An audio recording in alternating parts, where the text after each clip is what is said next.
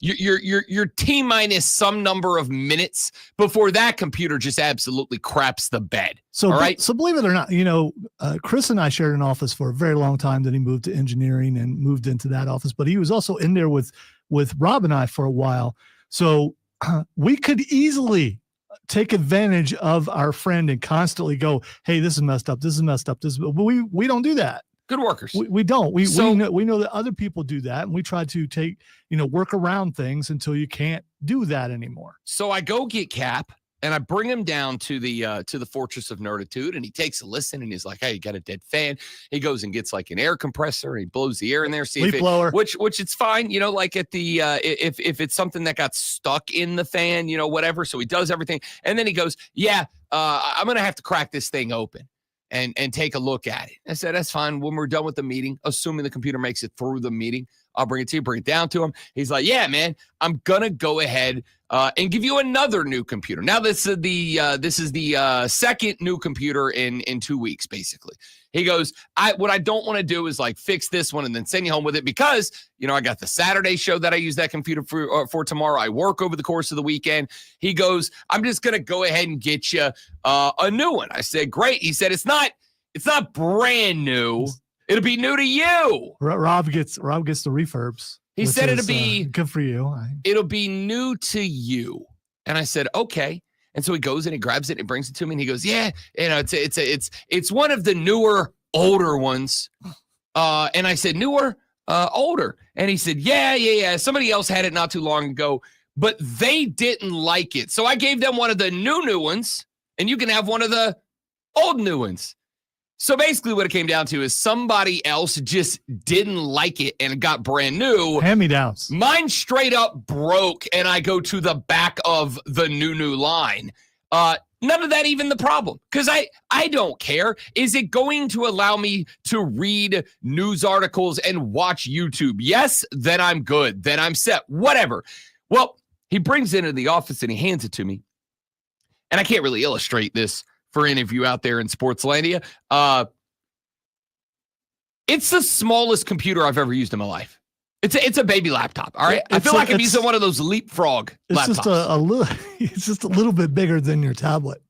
I don't know that the screen is bigger than my tablet. Just a little bit. Yeah, but not much. Sorry, I got stuff falling apart over here. Okay, it is, but barely. Maybe about an inch on each side.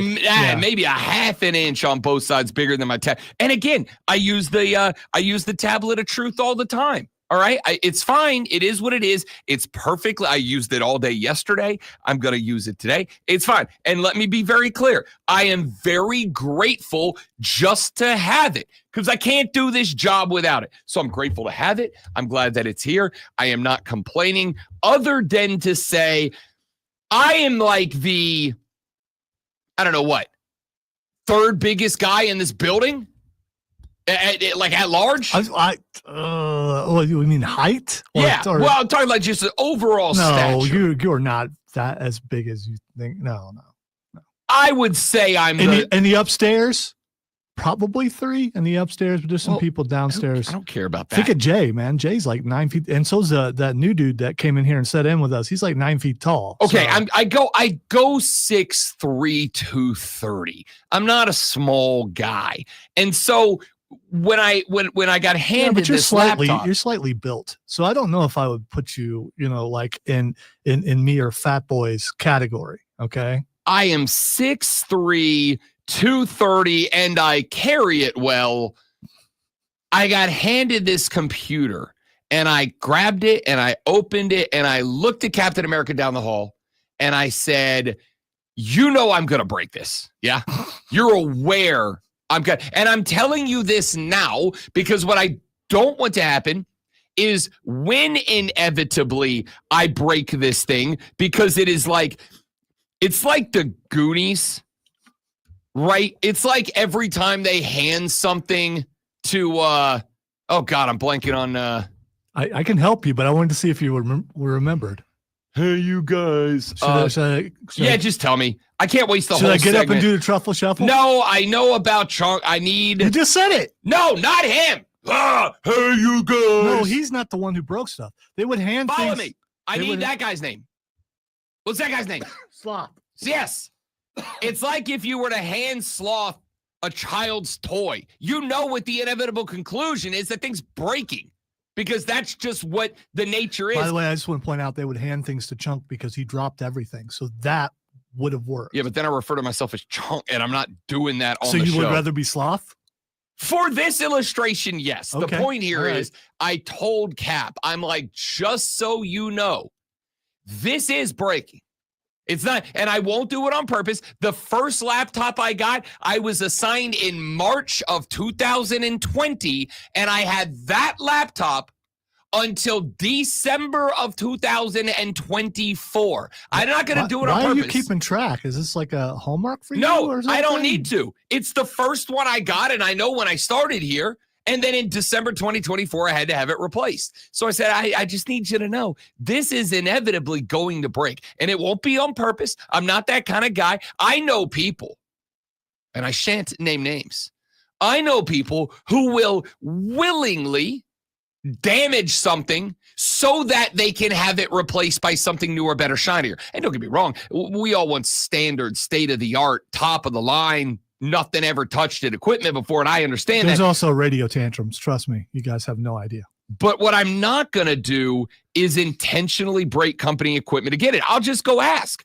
I never have, but that's what I would do. It's not so much that I'm going to break it to get a new one. It's that my hand damn near covers the whole screen. Like real close to covers the whole screen.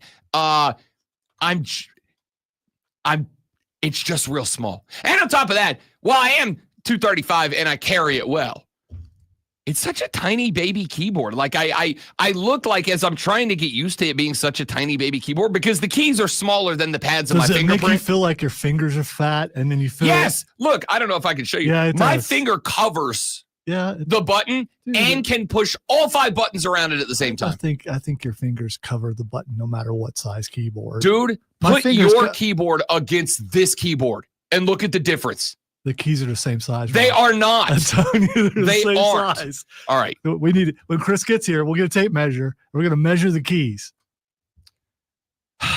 They're in a small package for sure, but they look like the same size to me. All right, let's get away. Oh, none of you care about that. None of you care about that. Well, we do. Oh. If it affects your performance, then we have a problem.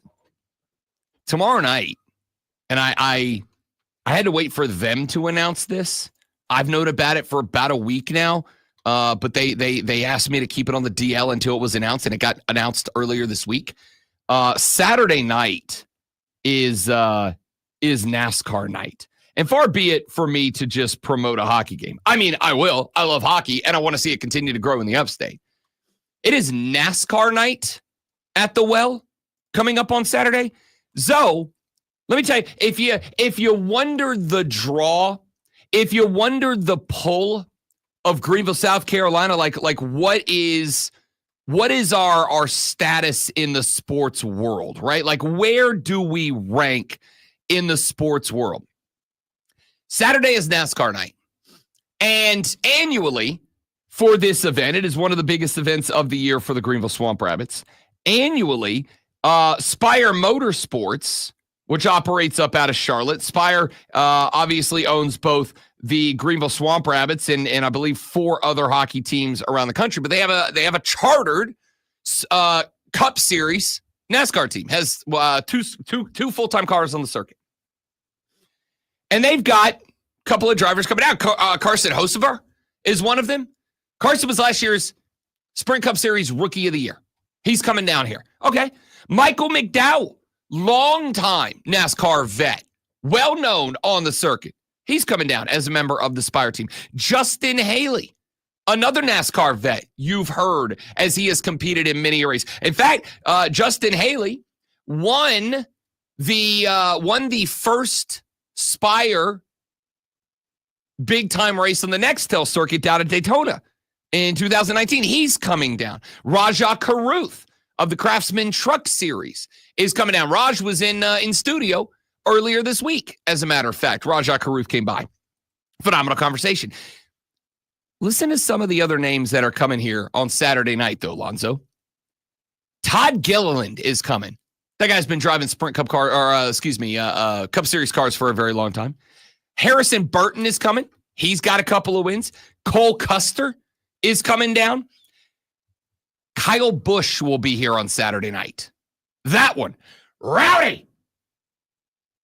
Bubba Wallace will be here on Saturday night. 2311 Sports going to be here. Joey Logano, the three-time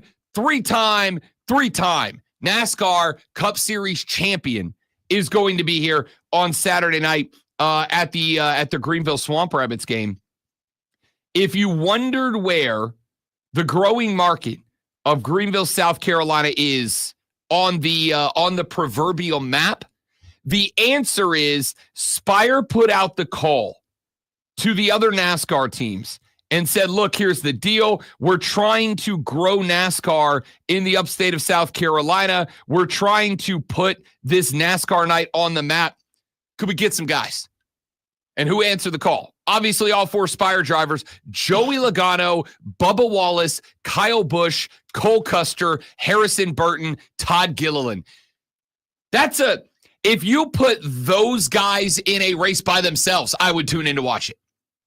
Genuinely, I'd tune in to watch it. You're getting all of them just coming to hang out and promote NASCAR at a local hockey game. They're not coming down to be in a race, promote racing at a race. They're not coming down to do a pub event and sign a bunch of books at a concert or something. They are coming down to hang out at a hockey game because the upstate is absolutely considered. And I talked to the folks at the Rabbits about this when they called me, and they were like, yo, Rob Brown, we can't tell you, we're asking you to kind of embargo this information for a couple of days. And I'm sorry that I had to do that. All right. But hey, that's how the game works. I said, no problem. Here's the deal. You got to give me one of the drivers. We were supposed to get Carson Hocevar on Wednesday, but unfortunately, because he is a Sprint Cup driver and Rookie of the Year, reigning, defending. Well, you can't defend a Rookie of the Year, but you get it. That it just kind of didn't work out. So they're like, how about Raj Karuth? Guy, and I was like, yeah, dude's going to be driving Sprint one day. No doubt that guy's going to be driving Cup Series one day. Absolutely. Can I get Raj? They said, yeah. And then they said, at the game on Saturday, we can probably carve you out 10 minutes with either Joey Logano, Bubba Wallace, or Kyle Busch. So hopefully next week I'll actually have had a sit down with one or more of these three dudes to get them on the show and talk to a couple of Cup Series drivers, which I'm pretty pumped about. But this is more about the fact that look at where we are on the map. We are what? Less than 3 full weeks or right at 3 full weeks away from the Daytona 500. This is a point on the calendar that is massively important to these drivers. They right now are in R&D. They right now are in testing and development. They right now are in practice time. They are on sim time. They are getting themselves set up for the Great American Race. They are getting them set up for NASCAR Super Bowl, the Daytona 500, just a trio of weeks away. And you have got Carson Hocevar, Michael McDowell, Justin Haley, Raj Karuth, Joey Logano, three-time, Bubba Wallace, Kyle Busch, Cole Custer, Harrison Burton, and Todd Gilliland just coming here on a Saturday to go to a hockey game and promote the sport. That's pretty rad to me. Both that NASCAR is getting its drivers out there to do stuff like this, and that Greenville, South Carolina is on the map enough that the teams that these guys drive for were like, yeah, why don't you take a day? Why don't you pop out of the sim getting ready for the 500 and get up to Greenville and go wave at the folks at a hockey game, sign some autographs, and get people excited about NASCAR? That's where we are on the map. I don't know about you. I think it's kind of badass, to be honest with you. Back after this. Good morning. It's the Rob Brown Show, the Fan Upstate. Oh, I forgot I brought these. Why don't I drop them? What is happening? What's up, everybody? Yes, MD75. We will have some local racers and cars. Very excited. Look, I think that the way that sports like NASCAR and hockey, but sports that are, and I think even racing fans have to acknowledge, a little bit more niche sports than basketball, football, baseball, whatever, these types of events are the ways that you grow that. You bring the kids out, you let them get behind the wheel of a stock car, you let them see the equipment. Maybe we can get one revved up to hear the HP. Like, this is a fantastic idea. And I love it. Do I have more than 60 seconds? Yes. Sweet. BRB.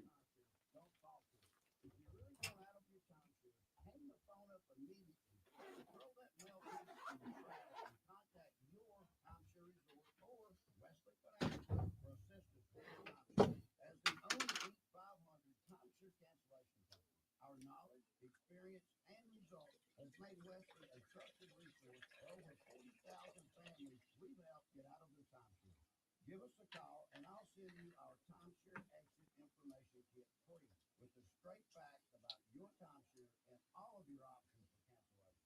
Call for your free info kit, 800-747-1515, 800-747-1515, 800-747-1515.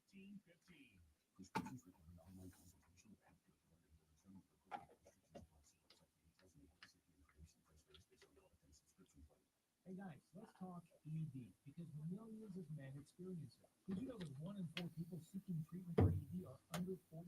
So you are not alone. And even better, HIMS can help. Find the ED treatment that fits your needs at up to 95% less than the time when you get started at HIMS.com/joy. It all starts with an online intake.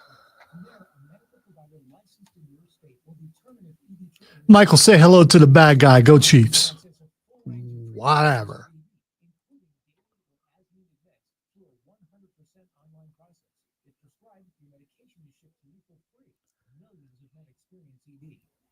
Can help. To start your free online visit and save up to 95%, go to HIMS.com/joy. That's HIMS.com/joy for your free online visit. HIMS.com/JOY.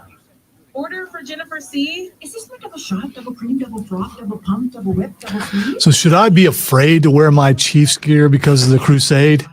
Should I hide it away somewhere so people won't know? As if there's not video evidence everywhere? Video evidence of what? Of me in Chiefs gear? Yeah. I don't think anybody's the only coat I have is a Chiefs coat. I've had it for years. It's reversible. It's awesome and it's durable. Should I get rid of that? I mean, what should I do? Because the hatred is real. The pursuit is real.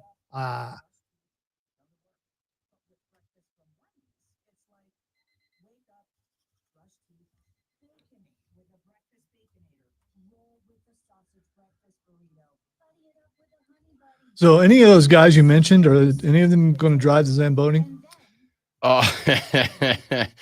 No. Why not? I mean, it seems like a given. It does seem like a given. It turns out that there's not a lot of room for error on the Zamboni. I mean, I guess if there's a room full of guys who understand about not having much room for error in driving a vehicle, it's them though. I mean, I'm guessing if you can drive really fast and get right up next to a wall, you could probably drive really slow and get up to the same wall. I don't know. What's the max speed for a Zamboni? 5 miles an hour? I was saying not 180. Well, I know that.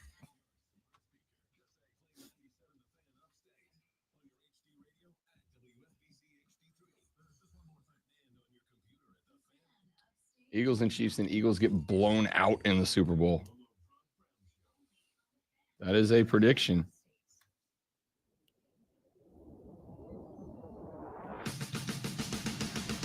I'm just ready for all the hate today.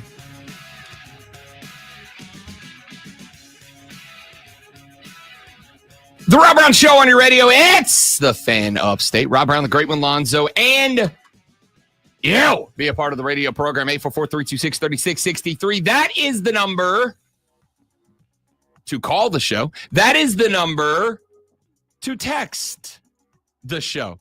And we want you on board. All right, 844-326-3663 is the number. 844-FANFO. And you can also shoot us a Twitter at the Rob Brown Show, at Lonzo on Word.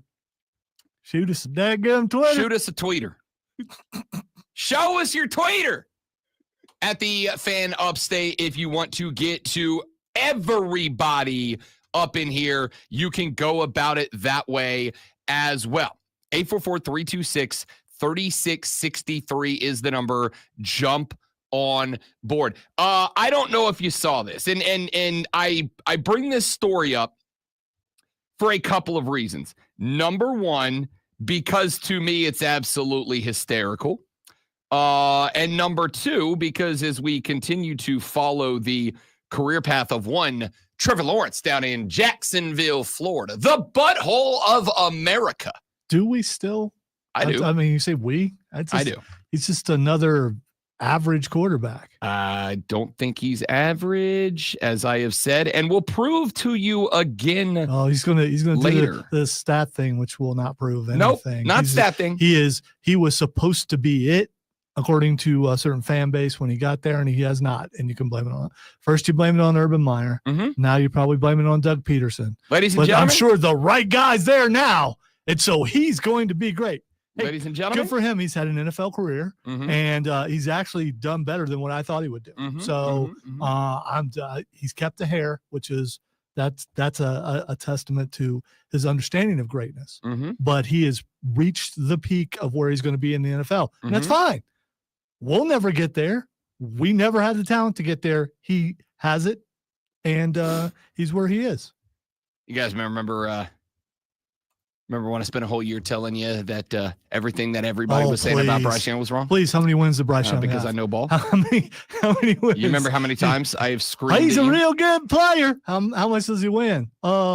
Like he won one game, Mhm. like that stretch that you were I talking. gotta- I mean, he has improved, yes, but if the team continues to lose, he will be considered a bust. If He's I already send considered a bust now. Bryce Young and 10 guys that work in that station out here, he could be the best quarterback in the history of the NFL. Is not what I need. Do we agree on that? 10 guys that work at that station. Work right? at this station. this station. Yes. So There's no 10 guys at this station, Rob. Yeah, I know the technicalities, hypothetical killer. actually, there are 10 guys at this station. Not in this station. Okay. When you said this station, I think of the building because I am the building. Mhm, So mhm. that's what. So what are you? Wins and What- losses are not a quarterback stat. They're a Mhm. team stat. I'm waiting to see that. Where's that? I don't know. I got to check on it. What my damn flag? I think I'm just gonna hang it. I'm taking everything down on this corner. I'm just putting the flag right in that corner. Oh, so you're gonna take down my dartboard? Everything else, everything. I'm taking down my Charlotte FC flag. I'm taking down my own show flag to hang a wins and losses are not a quarterback stat flag over there. You know, Okay. you can hang your banner, but it doesn't make it.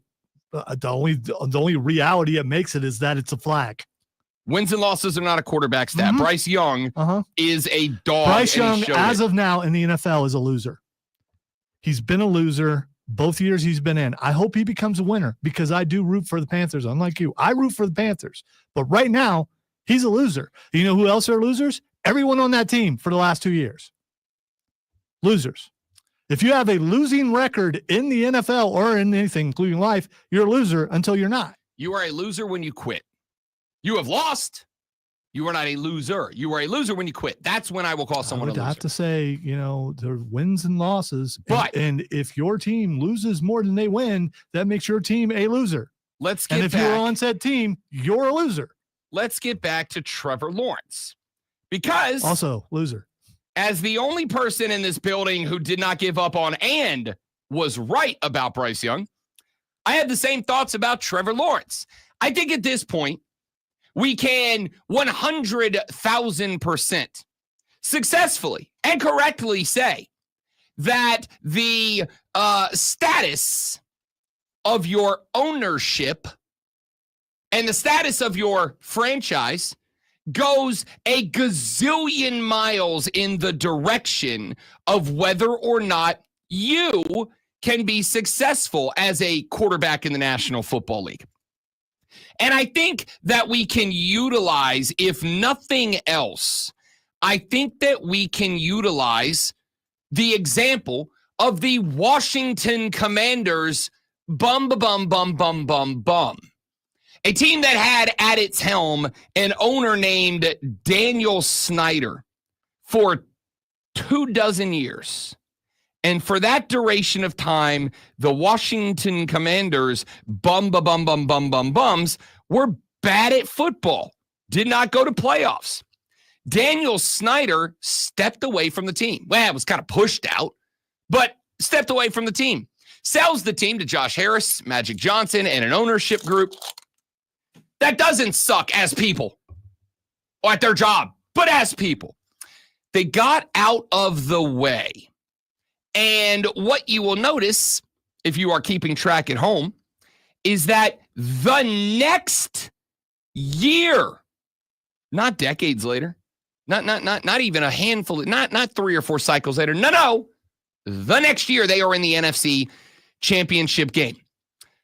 Amy Trask, who some of you know, Amy Trask used to come on Offsides with Mark Ryan all the time. We've had her on this show a couple of times in years gone by. Amy Trask has been in and around the National Football League for a very, very long time. She used to work under Al Davis back in the day. Well, at one point, she was working for the Washington football team back when they were under the old name.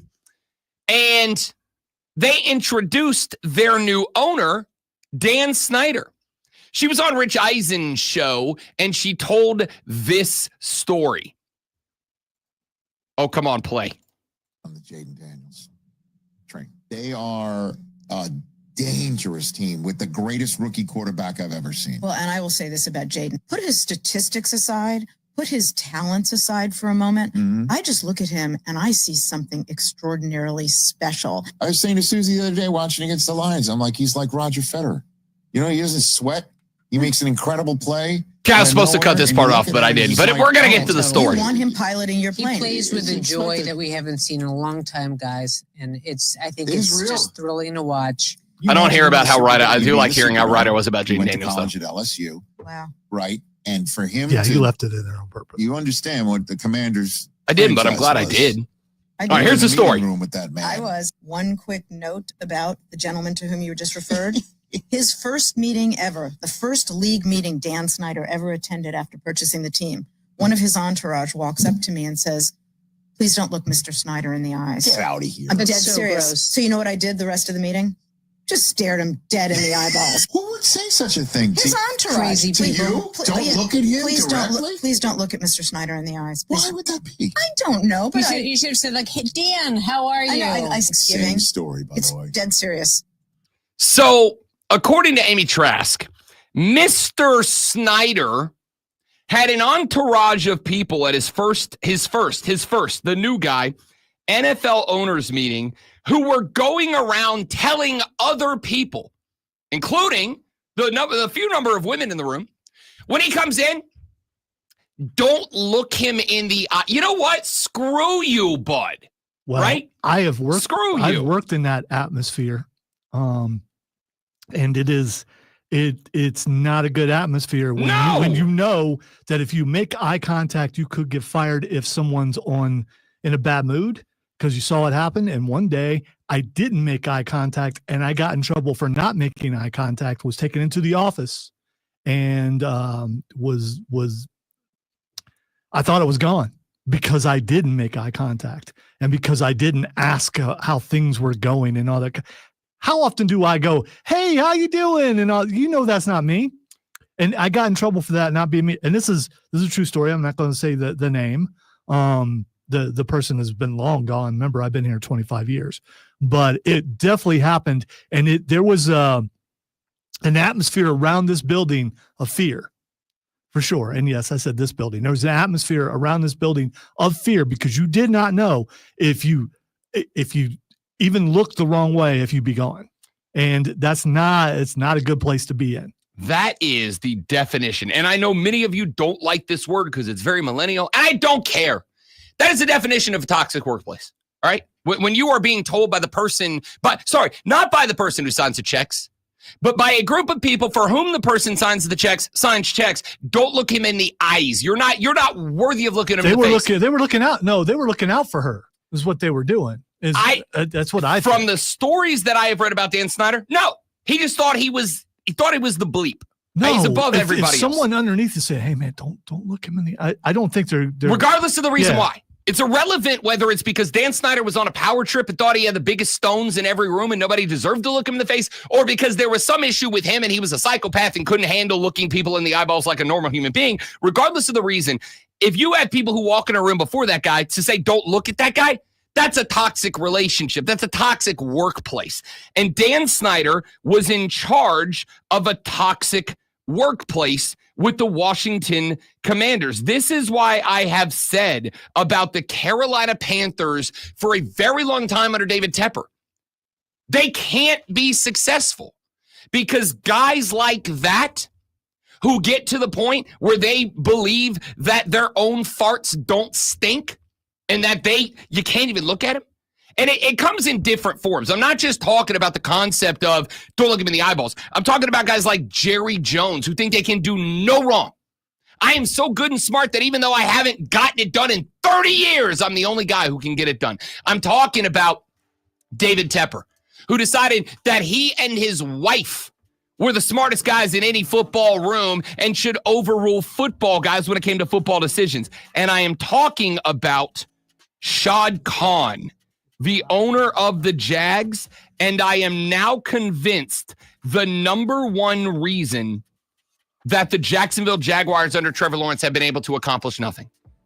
The number one reason is because the Jags have an owner in Shad Khan who is exactly the opposite of what Dave Tepper was. Yeah, Dave Tepper, who had his fingers in every little thing happening around Charlotte, North Carolina, and you got Shad Khan, who was so dramatically divested from the Jags that he didn't have his fingers on anything in that organization, and they were allowed to run amok. Well, yesterday they made a massive change, and I think we may see a Bryce Young season 2 version out of Trevor Lawrence in season 4. And I'll tell you why coming up. Rob Alonso, the Rob Brown Show, the Fan Upstate. Wow, if you're a Jags fan, you don't want that. That means you're going to lose more games than you already lost. Yes, because the only reason you want to lose a game is a quarterback. I don't get what you don't see. I mean, victories are important, and you just told the Jags fans that they're going to do worse next year than they did this year. So you got that to look forward to. What are you talking about? Record-wise, they're going to have a worse. Well, you said they're going to have a Bryce Young type thing. Then they're going to lose more. No, see, because I care about performance. Yeah, but here's the thing: Trevor Lawrence was already better than Bryce Young. Why would you want him to take a step down? Second half of this season, Bryce Young is better than anything we've seen out of Trevor Lawrence. Nope. Yes. I completely disagree.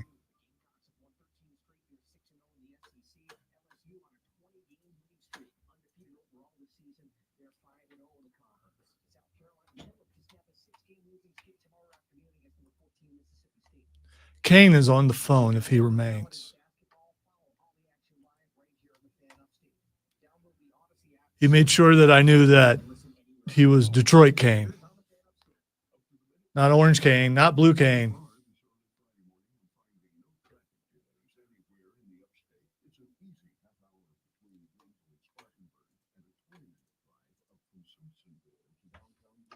Simpsonville. Where do you live? I live in Simpsonville. On the south side of Simpsonville. There's got to have been a Zamboni race somewhere at some point, right?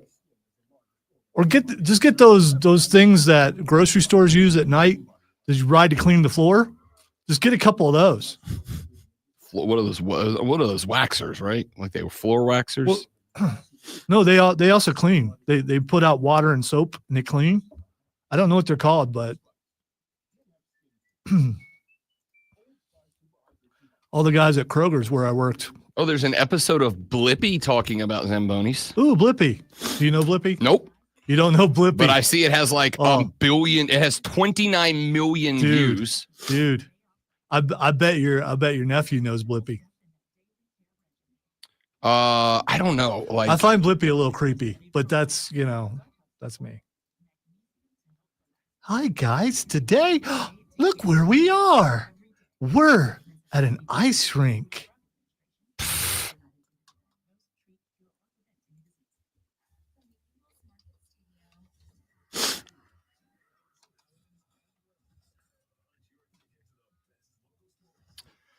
Somebody has uploaded to YouTube Metallica's And Justice for All, the entire album, in Mario 64 sound font.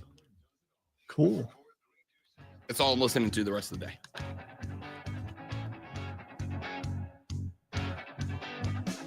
So, one of the things that I have pointed out for a long time, and I'm gonna hit like 3 things in a row to get to my point here, so stick with me. Rashad Beard, the host of the Panther Nation podcast, unfortunately, by the way, not going to be able to join us today. We're trying to get him on today. He's just sick. He DM'd me way last night. He's like, bro, I'm up. I'm not doing great. Gonna have to push. I said, yep, no worries. But he and I have been talking for a couple of years now, and you all remember last year we were having a good time because the Panther Nation podcast produced these shirts utilizing the last name of David Tepper, but throwing an S out front, like the ER off, that said step back. And the reason for that was something that I have been saying since I moved to the upstate of South Carolina, covering this team. But I have obviously been in the Carolina Panther orbit for, as long as the Carolina Panthers have existed almost, as I am a divisional rival, native New Orleans Saints fan.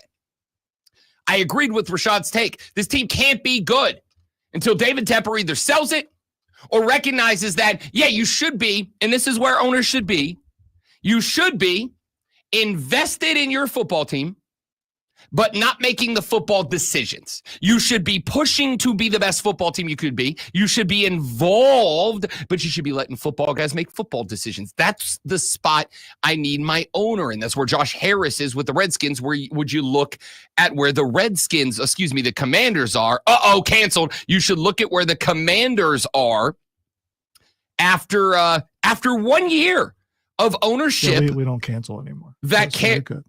1 year of new ownership that cares. Jeff Lurie of the Philadelphia Eagles, another guy that I think's in that sweet spot of ownership. A guy that stays out of the way, but is invested in the team.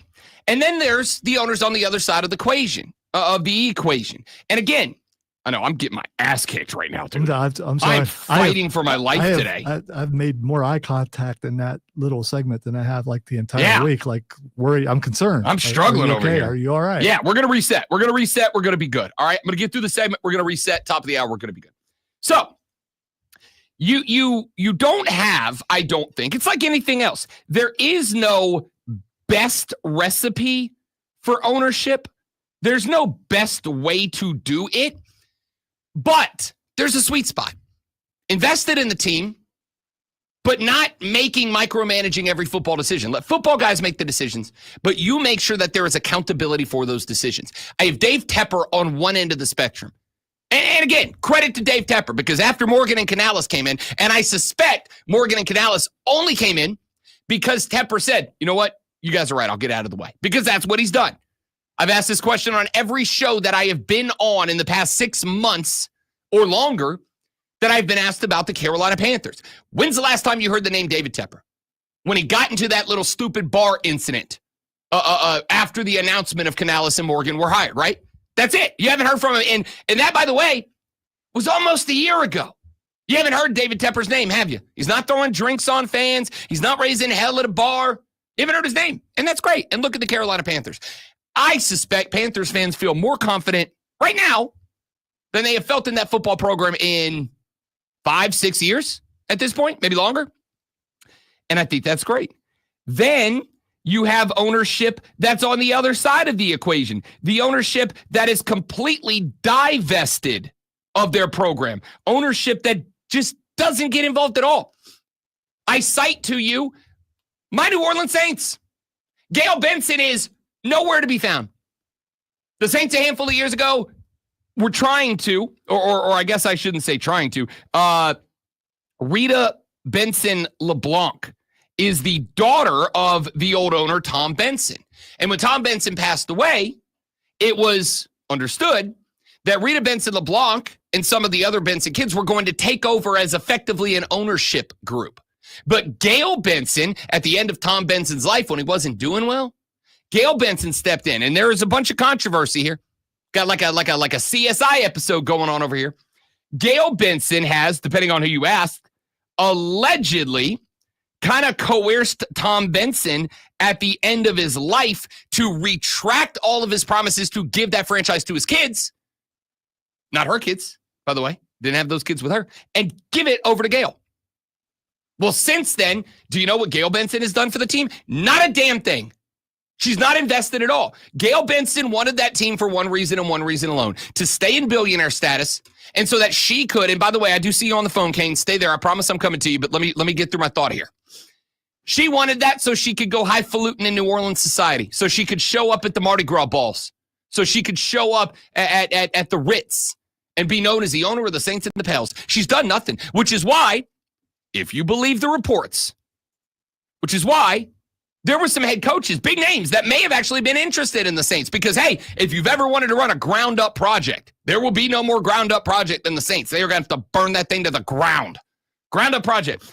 But apparently, a couple of head coaching candidates wanted Mickey Loomis fired so that they could bring in a guy like Canales and Morgan at the same time and work with him, yada, yada, yada. And the ownership was like, nah, we don't want to do all that. Mickey stays. And, well, Aaron Glenn's the Jets coach now. Divested ownership. That's Shad Khan of the Jacksonville Jaguars. Completely divested from that team. They are about his 1,000th priority. He's got European soccer clubs, and he's got 100 businesses, and he's got his boy out here running a wrestling company and doing a questionable job, and that's coming from a fan, okay? There's a lot going on in Shad Khan's world. He's divested from the Jacksonville Jaguars. Well, yesterday, a very interesting story broke. The Jags had apparently reached out, interviewed the offensive coordinator of the Tampa Bay Buccaneers. You know, the four-time division winners of the NFC South. Granted, maybe the least impressive division to win, but even when the division's bad, winning it 4 times in a row was pretty good. So Liam Cohen, who has been with the Buccaneers for a while now, a couple of seasons as the OC after, or excuse me, a season as the OC after Dave Canales left, but directly under him when he was still there, Liam Cohen interviewed and asked, hey, would you guys get a new GM, which is becoming more and more popular amongst head coaching candidates. The Jags said, no, we're staying with Trent Baalke. You know, Trent Baalke, who's been in charge of the Jaguars for a number of years now, that sucked the whole time, kind of like me and the Saints with Mickey Loomis. It's all his fault. It's a simplified version, but it's all his fault. Liam Cohen said, I need that guy gone. I need my own guy. Apparently, the Jags initially said no. So Liam Cohen flew back to Tampa from Jacksonville, told everybody in the Bucs organization, I'm staying here in Tampa Bay. The Tampa Bay Buccaneers drew him up a contract extension, and he accepted it. He didn't sign the contract yet, but he said, I accept this contract extension. I'm going to stay with you, Todd Bowles. Well, guess what happened? A day later, Shad Khan found out about that and finally did something. You know what Shad Khan did? Shockingly and surprisingly, fired Trent Baalke, the general manager, called Liam Cohen back and said, all right, dude, I fired him whether you take the job or not, so that you know that I'm serious. I want you here. You know what Liam Cohen did? Probably the 5th or 6th highest sought head coaching candidate out there. I'll tell you what he did. Liam Cohen got on a plane, flew back to Jacksonville, and signed up as the head coach. Ghosted, by the way, the Tampa Bay Buccaneers. Ghosted him. Straight up ghosted him. Just disappeared. Apparently, according to reports, they were like calling him. Like every few minutes, like, Liam, where you at, dog? Where you at, bro? Liam wasn't answering the phone, wasn't answering text, whatever. That's because he was in the facility in Jacksonville because Shad Khan finally kind of pulled an anti-Tepper. Tepper was too involved, backed up. All of a sudden, the Panthers are trending upwards. Shad Khan has been completely divested, stepped in, said, you know what? Got to make a football decision here. This guy hasn't been good. Accountability matters. Trent Baalke, you're out. Liam Cohen, you come in. We'll help you name the GM. Liam Cohen signs on. Ownership matters. When you got guys like Dan Snyder walking into a room full of people that he's not associated with. Amy Trask didn't work for Dan Snyder. She was just in the room. And he says, don't look at me in the eyes. You're not worthy. Or, I don't want people. Whatever. It's bad ownership. That's the kind of stuff that gets you in trouble. The Jags finally saw Shad Khan actually make a football decision that was a good one. Finally. And then over on the other side, David Tepper finally stopped making football decisions, backed up, and we're there. This is why I'm telling you, fans, because Liam Cohen's going to be a good head coach. I suspect. I like what he's done at Tampa the last couple of years as the OC. Liam Cohen's the guy that takes Trevor Lawrence from having a handful of mediocre seasons under his belt to start and puts him on a Bryce Young trajectory where everybody else next year goes, would you look at that? Maybe dude can do it. Maybe dude can do it. Like Rob Brown's been telling us the whole time he could. It's time to let the Kaneverse run wild. Kane calling in on the show. What's up, big dog? Good morning, gentlemen. How are y'all? Living the dream, brother. How are you? I'm doing good. I'm freezing my buns off. Yeah, so. yeah. You're not used to it? Yeah, big dog. It's been that way for a minute. What you got for us, fella? Oh man. Yeah, I was listening on. I just wanted somebody to talk to this morning, and I thought you guys would be the best people to talk to. I take Lonzo or Lorenzo this morning. Man, why you got to be disrespecting what's his name, Trevor Lawrence, this morning? You've seen with your own eyes the glory, the skill, the talent of Trevor Lawrence. I mean, by yourself. He's a good player. Wins and losses on a quarterback stat. Kane, he is definitely call him a loser. He's definitely better than Bryce Young. I will say it's amazing that you're able to drive that around whatever you're driving and still talk. Like a tank. Yeah, there was some hesitation there a little bit. I was a little worried you might have been in trouble, but you pulled it together. That's what a pro does. Yeah.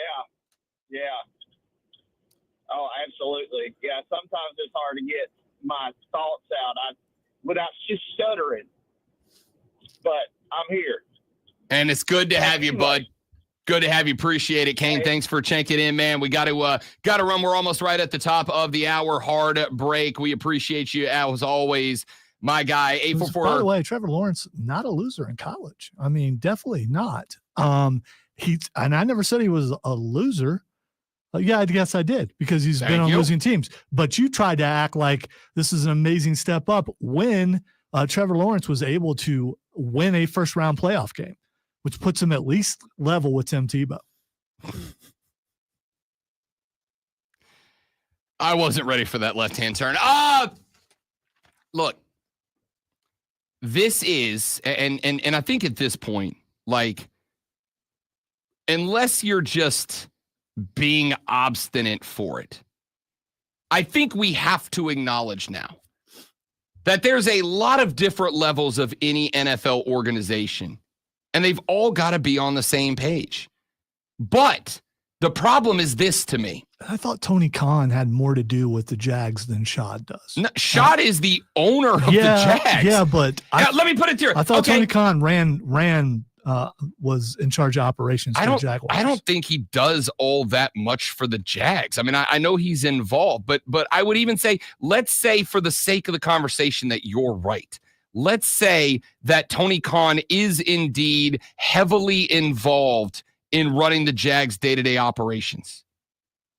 That's a failure of Shad Khan. That's just a failure of ownership. That's the problem. Here's the way it fits out to me. There are multiple levels, obviously, starting with the owner and working down. You got the owner, you got the general manager, you've got all the administrative folks, your scouting department, your financial department, yada, yada, yada. Then it trickles down to the head coach, then to all the assistant coaches, and then the players. And the problem with an NFL team is that if you want to be good for a long time, like, I don't know, the Kansas City Chiefs, then every level has to be in sync with the level below it so that the level from ownership down to the players is all in lockstep. And if one of those gears is out of sync, the whole thing pops. The whole thing breaks down. It's like the motor in your car. By the way, Tony Khan, Chief Football Strategy Officer. Tony Khan's position is daddy's rich. And don't get me wrong, I'm not mad at him for it. Congrats on winning the genetic lottery, my dude. I've seen him in the war room during draft time. So congrats on being born to a rich father. That's awesome. Good for you. I'm not mad at you for it. If I was born to a billionaire daddy, I literally would do the same thing. Literally would do the same thing. I'd start a wrestling company. Literally would do the same thing. The fact that this is a cat that stepped into a role, and I honestly don't really know what Tony Khan's role is when it comes to Jaguars operations. What I do know is he's got no business or qualifications for being there other than my daddy owns an NFL team. Did you just say you've never played the game? You don't know how to, you kind of just did that. Do you understand the difference. Here's the thing. I don't need to know how to do a thing to know when the thing's going bad. I don't need to know how to be in it. I can't quarterback an NFL team. I can tell you when somebody else can't, though. And I can tell you when a guy doesn't have the qualifications to be there. If the Saints go next year and bring in an undrafted free agent who played like one season of JUCO ball, and that's it, I can say that guy's not qualified to be your starting quarterback. He does not have the qualifications necessary. Tony Khan doesn't have the qualifications to run an NFL draft war room. Neither do I. That's why I'm not doing it. The point here is your ownership has to be in lockstep with everybody underneath them. GM most importantly, head coach after that.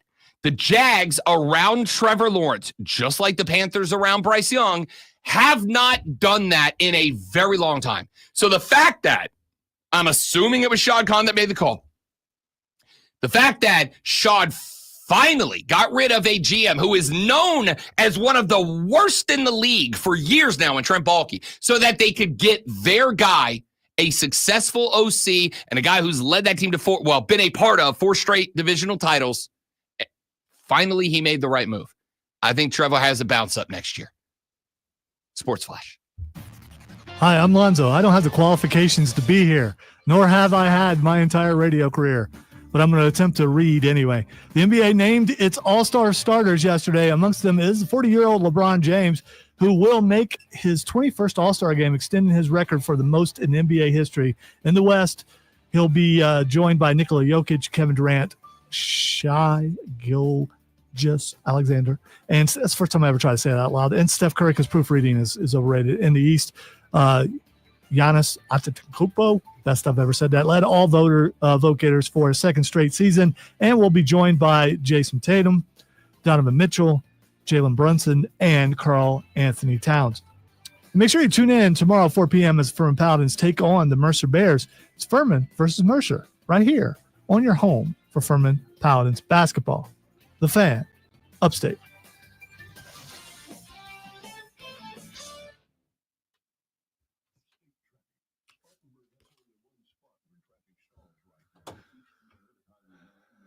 All right, I'm done for the day.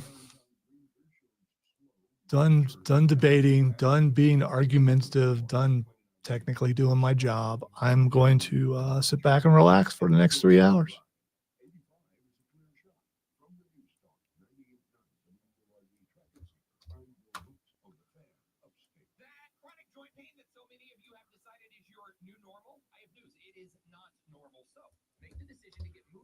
Heal me is not me. I'm just not that guy. I can't do it anymore. I gotta just sit back and relax. I want the blood pressure to get too high.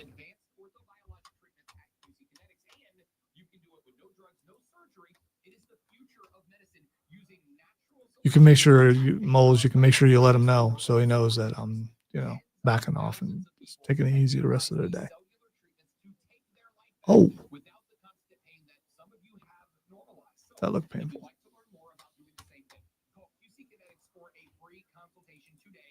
with your joint pain now so you can enjoy the new year. Call 864-448-3772 in Greenville and Asheville.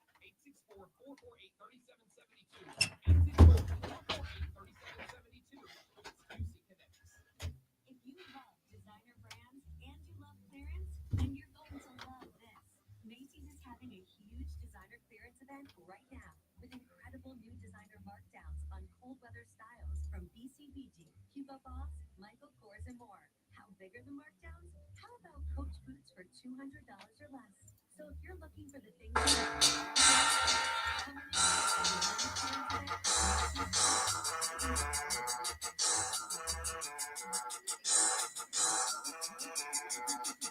Yes.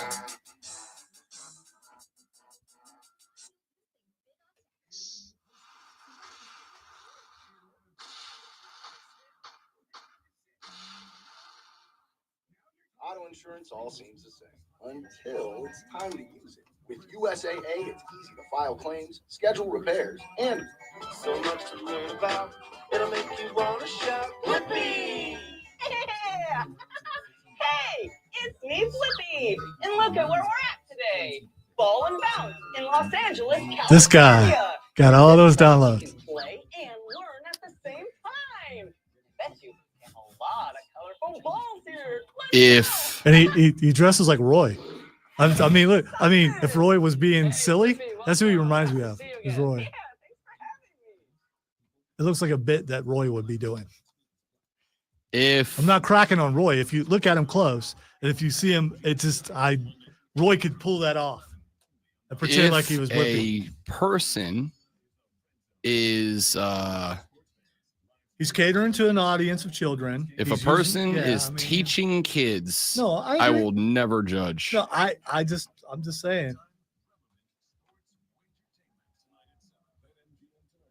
Blippi was referenced, and you hadn't heard of Blippi, so I wanted you I to had hear not Blippi. heard of Blippi. You're welcome. I think Silver may be out of her Blippi phase, but for a while, it was all Blippi all the time.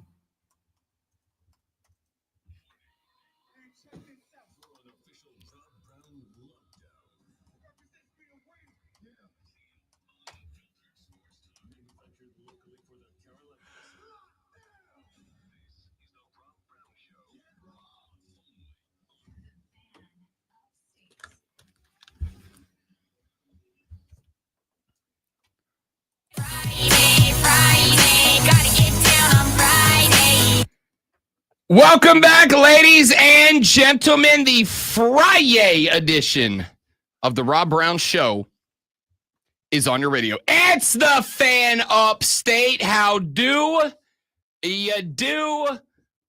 Upstate South Carolina. Hello, America. What's up, world? Great to be with you. I am Rob Brown. On the other side of the metaphorical glass, this and every day, the great one Lonzo is here as well. And we are super stoked to have you, dudes and dudettes. Glad to have you along for the ride, having some fun on the radio program today. We've got a lot we need to get into over the course of the show. This hour of the show, we're going to do your water cooler cheat sheet here in just mere moments from now. And then we're going to spend the remainder of the hour talking AFC and NFC championship games because they are both this weekend. And by the time we all return to you on Monday for a very long stretch of weeks where we have to work all 5 days, which is very disappointing. Very disappointing. I got to tell you, that little blitz weeks where we were working like 4 days a week for like most of them, pretty solid. Also, we're going to have to wait 2 weeks for a football game. You know, people are just going to lose interest. We do have to talk about the ratings for the national championship game because they were down like 12%. I like how you It's wrote the story and skewed it a certain way. So, you know, I wasn't going to partake in your propaganda. How did I skew it? You skewed it. Yay! All right, that does count. 3-2. Yeah. I still got ground to make up. You're still though. losing though. Yeah. Still got ground to make up. Stinking arthritic fingers. We are going to actually going to get to that. The college football championship game down 12% in ratings. And the reason we're going to get to that is because of something that we talked about earlier this week. That my Saturday co-host Cody Decker and his co-host on Beadle and Decker, Michelle Beadle, both of them were saying like, oh, you waited 11 days and it's in the middle of the NFL season and I've lost interest. And I was like, it sounds like a you problem. Doesn't sound like an America problem. It sounds like a you specifically problem. Maybe it was a bit of an America problem because the ratings were down 12%. And there are effectively 2 reasons that are getting batted back and forth right now. Reason number 1 is Ohio State and Notre Dame are, while 2 of the largest fan bases in America, also 2 of the most disliked teams in America. I know people probably may not have, some people may not have noticed there was a lot of stuff going on that day also. And maybe that has something to do with it. We are going to possibly. get to all of that when we get to that coming up a little bit later on in the radio broadcast. Because I do think there is something to that. I also do think perhaps Beadle and Decker had a bit of a point. I do also think that via some of the comments that I was reading yesterday when I was perusing some of the news conglomeration sites that I peruse when I am doing show prep, there were a couple of reasons for this. And I want to get into that to see if that is something that could be. And the reason, why is this a big deal, Rob? Who cares? The answer is very simple. It's because we're going to have changes to the college football championship game format moving forward. And the question for one of them is, could they move it? And by it, I don't just mean the championship game. I mean the whole season. Could we shift the college football season as a whole forward in the calendar? Could we end up at a spot where rivalry game weekend is like a week, maybe 2 before Thanksgiving to fit in more games in the postseason? We'll talk about that coming up later on in the show. But it is 7:04 in the AM portion of the day. You have less than 56 minutes until you've got to get to the office and start working on a Friday. Well, guess what, people? We're here for you. You're going to need to talk about sports. You're going to want to talk about sports.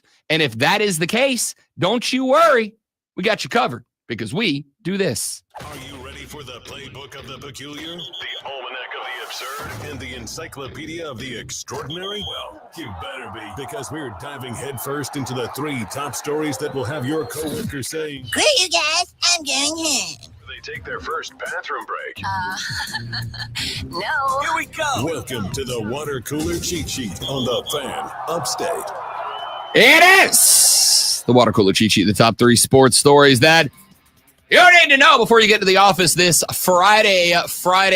Gotta get down on Friday morning and start talking sports with your friends, family, coworkers, loved one, the dog, whoever you might work around. This is what you'll talk about. Let us begin with item number 1. Your National Football League most valuable player finalists have been announced. The winners will be announced at the NFL Hall of Fame Honors celebration on February 6th after a nationwide panel of 50 media members who regularly cover the league complete voting on it in alphabetical order in order to eliminate potential bias or spoiler alerts. Your MVP candidates are Josh Allen, quarterback of the Buffalo Bills, helped the Bills win their 5th consecutive AFC East title, threw for 3,731 yards, 28 touchdowns, 6 picks for a 101.4 passer rating. Allen also ran for 531 yards and 12 scores.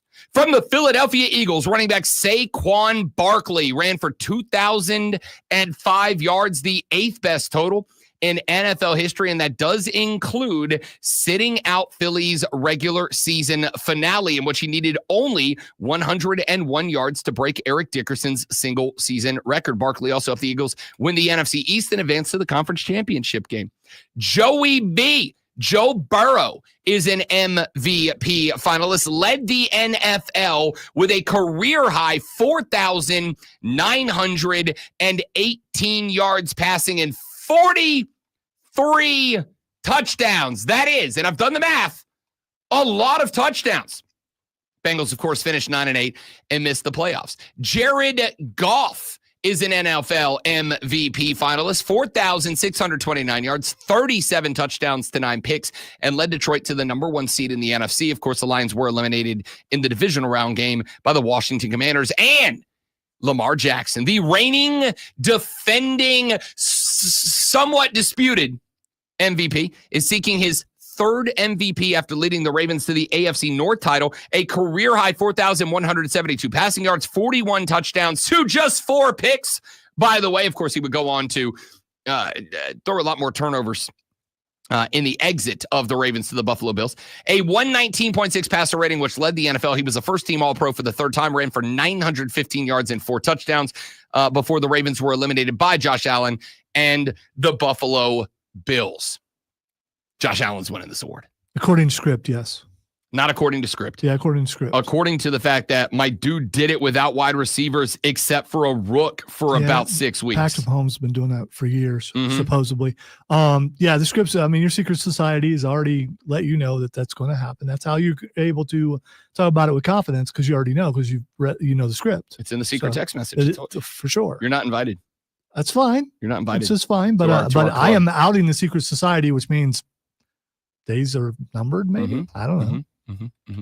Josh Allen's winning this MVP. Your offensive player of the year awards come down to Barkley Burrow, Jamar Chase, Derrick Henry, and Lamar Jackson. Your defensive player of the year award finalists are Eagles linebacker Zach Bond, Myles Garrett, the all-pro edge rusher from Cleveland, Bengals all-pro edge rusher Trey Hendrickson, Broncos all-pro quarterback Pat Surtain II, and Steelers edge rusher TJ Watt. As a personal and very selfish note here, 2 of these guys are former New Orleans Saints that we just let go. 2 of them. Trey Hendrickson and Zach Bond should both be Saints right now. Is certified hater mode activated? Yeah, for Mickey Loomis. Not for the players. No, you don't want to, they got the bag. They left your team though. Do you know what Zach Bond? No, I'm not Rashad. That we're going to fight on that. You know what Zach Bond's contract with the Eagles is? $3.5 million a year. Mickey Loomis couldn't find $3.5 million a year to pay this man. This man is a defensive player of the year finalist. We couldn't find $3.5 million. Talked about for years about how far over the cap they are. No, he couldn't find that money. $3.5 million. You know what we're playing? Cameron Jordan, the 34-year-old who I love. One of my favorite Saints of all time. I'll buy his jersey the day he retires. You know what we're paying him? Like $24 million a year. At 34 years of age, he had like 2 sacks this year. Zach Bond's a defensive player of the year, $3.5 million. We couldn't figure it out. That's just me being a whiny butt. Let's go to item number 2. If you are following the Aussie, oi, oi, oi, Ben. Yeah, could have done it better, could have done it worse. The Australian Open is going down right now. 24. Do the Booker T thing for Novak Djokovic. 24 time.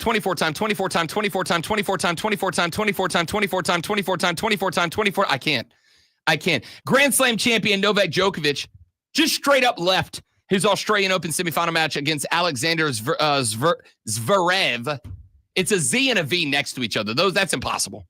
You sound really certain about that pronunciation. No, it is. It's one of those things that I can say it correctly in my head, but like to make the lips and the tongue get it all together in one go is kind of tough. You said Zverev? Zverev. You sure to go zzz before Zverev. Yeah, okay. That guy, Djokovic, walked away from the match. An 81-minute first set ended in a tiebreak. And as they were getting ready for that tiebreak, Djokovic walked up to the net with heavy strapping on his left thigh and shook the hand of the world number 2, conceding the match and moving Alexander into Sunday's final. The crowd openly booed Novak Djokovic as he headed for the exit. He responded by flashing 2 thumbs up and saying, quote, "I did everything I possibly could to manage the muscle tear that I had. Medications and the strap and the physio work helped to some extent today, but towards the end of that first set, I just started feeling more and more pain. It was just getting worse and worse. It was just too much to handle for me at the moment. I knew even if I won the first set, it was going to be a huge uphill battle for me to stay physically fit enough to stay with him in the rallies for another, God knows, 2, 3, 4 hours. I don't think I had that, unfortunately, today in the tank. Unfortunate ending, but I tried." Are you implying he's soft? No, I'm not. I've never had a muscle tear. Yeah, it's sounds painful. I've never had a muscle tear, but one time I did have a boo-boo on my knee, and it knocked me out for like 3 weeks. So I get it, Novak. Zverev will play in his first Aussie Open final against defending champion Jannik Sinner after the dub. Zverev did, classy, say the very first thing I want to say is, please, guys, don't boo a player when he goes out with an injury. I know that everybody paid for tickets and wants to see, hopefully, a 5-set match. He has won this tournament with an abdominable tear. You know, it's like a tear, but it's big and furry and heads out in the woods. An abdominal tear. Now has no teeth. I am fighting for my life today. An abdominal tear, won this tournament with a hamstring injury. So please show some respect. That's classy move. You still didn't do it. I know you think you did, but it's abdominal tear. There we go. I said it. There we go. An abdomen. Item number 3. I'm out of patience, and I don't know what for right now. It's my fault. I'll stop. I don't know what I'm out of patience for. I'm just out. My empathy meter is at a zero. It's your tiny laptop.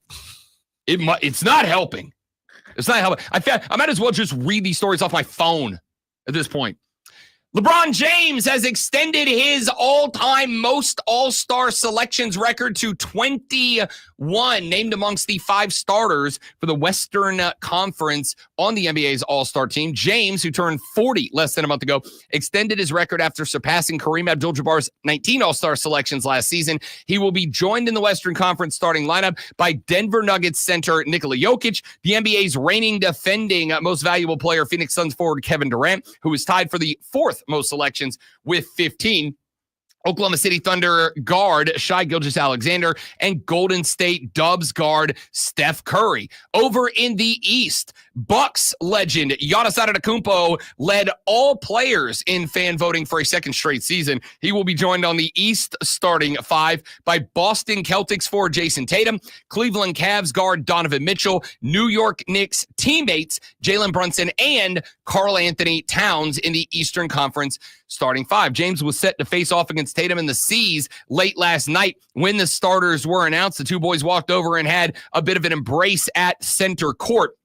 For that moment, Durant, meanwhile, joins Hall of Famers Tim Duncan, Kevin Garnett, and Shaq Daddy O'Neal with 15 All-Star selections, trailing only James, Kareem, and the late Kobe Bryant, who had 18. Nikola Jokic has earned his 7th All-Star selection, having another stellar season, averaging over 30 points, 13 boards, and 9.9 assists. He is quite literally less than 1 assist per game off from, again, averaging a triple-double, shooting 56% overall from the field.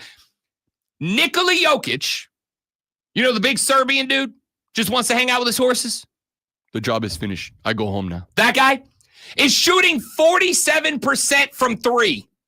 47% ... from range. That's ridiculous. Hey, can we get a series of small shorts of he and Xavier Leggett at a horse farm? That's the buddy cop duo I've never thought about. Yeah, I want to see that. The dollar bill, y'all. I like a dollar bill. Is good horse. I like dollar bill. Hell yeah. Oh my God. I've never wanted to see a collab more in my life. Dear social media coordinators, make it happen.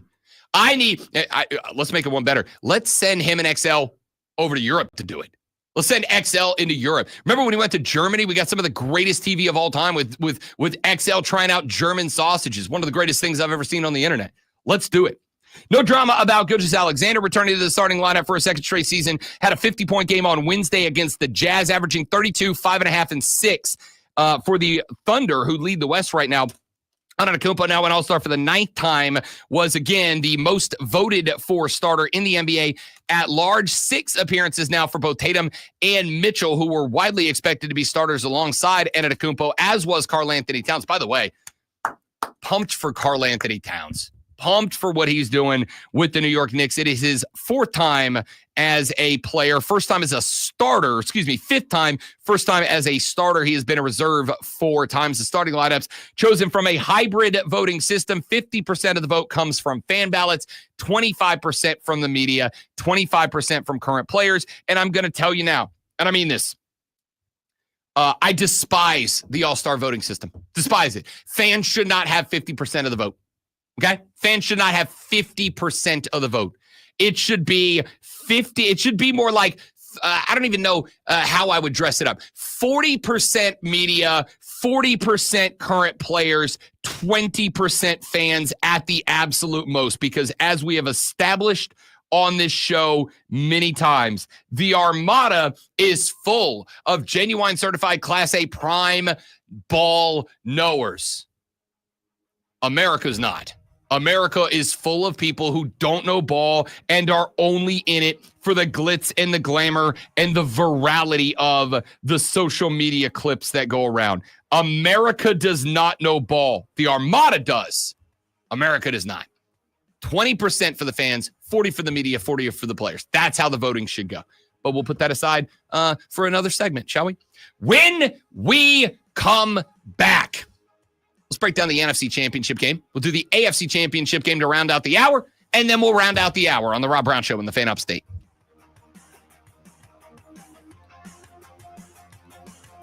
Whole lot of rounding going on around here, yo.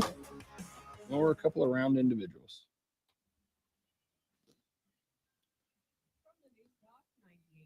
Whoa, who, what?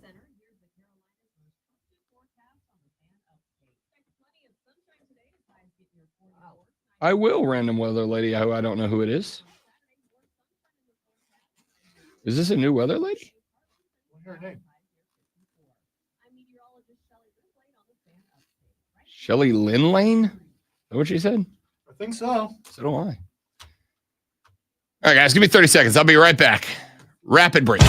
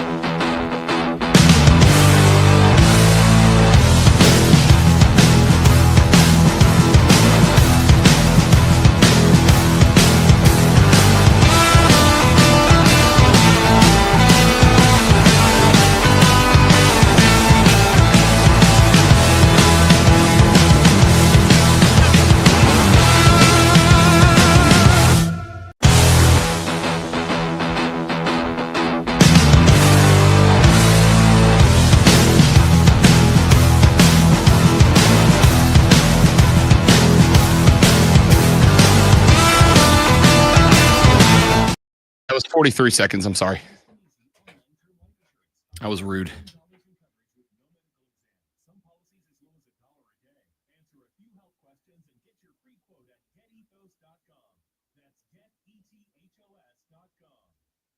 you use Bounce Dryer sheets and realize how fresh, soft, less wrinkled, and less staticky your laundry can be, you'll want to shit on it every time. Like those socks that smell like they've been through a marathon. Or that blanket that's got wrinkles on its wrinkles. Maybe even your chatty coworker who keeps distracting you. Okay, Bounce Dryer sheets can't do it all. But for fresher, softer, better laundry, I did a smoothie bar asking people if they'd switch smoothies with me for $574. Oh, I'll switch. So what about $574 if you switch your phone? I have tragic news. The U.S. Trademark Office has rejected a trademark filing for the Utah Yetis to become the name of the Utah Hockey Club. Why? I don't know. I got to go find out. But I was really jacked because I'm going to tell you right now, despite the fact that I have zero love for the state of Utah, if they would have become the Yetis, I'd have bought a jersey on day one. You're telling me you don't want a classy looking hockey sweater with just Yetis across the front? Obviously I do. It depends on what the Yetis are. Sponsored by Lowe's. My Lowe's Rewards Week is coming, and it's kind of a big deal. Members, get ready for up to 40% off store-wide on hundreds of items. Join for free. Though, as the loner in the group, if I was them, I'd just keep Utah Hockey Club, just like I kept Washington Football Team. I thought that was a great name. But I'm one of one, I believe. Thank you, Donovan. Appreciate it, buddy. Yeah, the microphone is blocking it, but well. You send me a jersey with my name on the back, I wear the jersey. That's how it goes. wow, Cole believes that Kansas City is going to lose. Wow. You know what? Let's look at the BetMGM report and see where they are right now. I'm curious about that.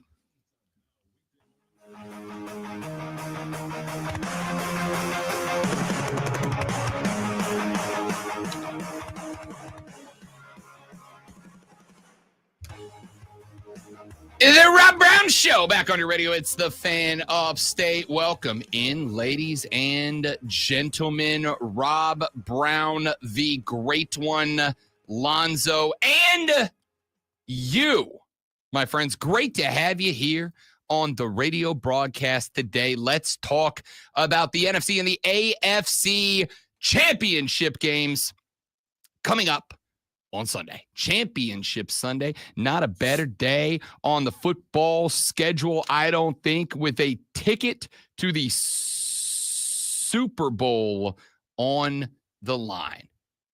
We can say it there because we're not promoting anything. We're just talking about it. It's the rules. But you're kind of promoting the game, though. You can promote the game.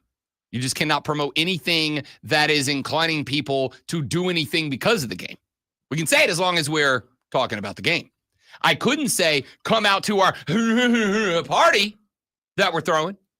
That would be bad. We're not, by the way. We're not, by the way. Yeah. I mean, not unless somebody wants to, in which case, Rob Brown's happy to come out, you know? Call one of our folks downstairs, local bar and or watering hole establishment owners, and set up a Super Bowl party. Your boy will gladly come out. Sorry, set up a party. What if it was a family restaurant and there would be a lot of kids there?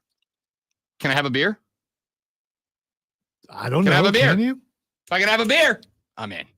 Wow. I'm in. Wow. Okay? If I can have a beer, I'm in. I will even come to one of you. So let's say it was someplace that was eating good in the neighborhood. I mean, let's be honest, Lonzo. I'll show up anywhere there's a paycheck. We know that. There's a word for people like me that I'm not going to say on the radio. Starts with a W. All right? Ends with Nikola Jokic's favorite thing, but take the S out. That's what it is. You put a paycheck down, Rob Brown's showing up to work. Rob Brown likes to work. Wow, that was creative. I know. I was working through my brain was spinning there. I'm like, how am I getting out of this one? With your track record today, I'm sure you were probably concerned, but you got there. That was good. Sometimes you just got to see one go down. All right. Sometimes you just got to see one go down. You're out of the slump now, though. Let's do out of the slump. Full throttle, all afterburner, no break. Let's go. YOLO, yeet, and all those other things. All right. Let's start off with the NFC championship game. The Washington Commanders. Bum, bum, bum, bum, bum. I don't do that anymore. You know, they've earned it getting rid of that. It's hard to believe some people have forgotten that this game exists because they're too busy talking about the other game. But this is going to be an awesome game to watch. You know, over the course of this show, I have made one thing kind of a hallmark of the show. You know, there's sayings and phrases and themes that stick around on this show for a long time. And they stick around on the show for a long time because I like them, I'm right about them, and it's my show.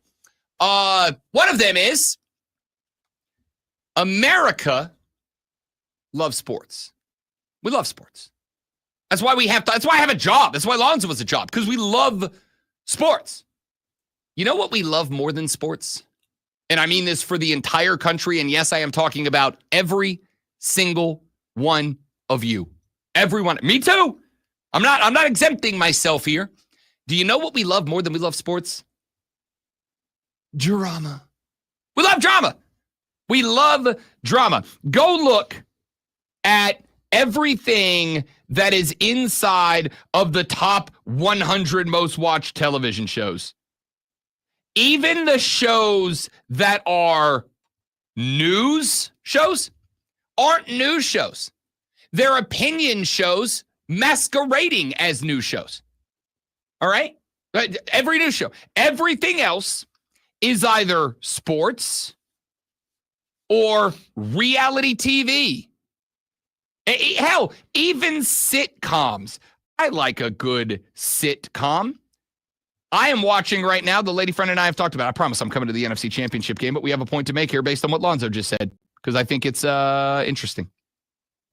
The wife and I are watching Shrinking right now on Apple TV with Harrison Ford. Yeah, I'm trying to the other guy's name. Jason Segel and Harrison Ford and a couple of other Jessica Williams, who I am in love with. Phenomenal show. It is hilarious, but it is also a show that is filled with drama. I don't want to give away any spoiler alerts, but the show is season 1's like 2.5 years old now, so I kind of feel like I'm out of the window.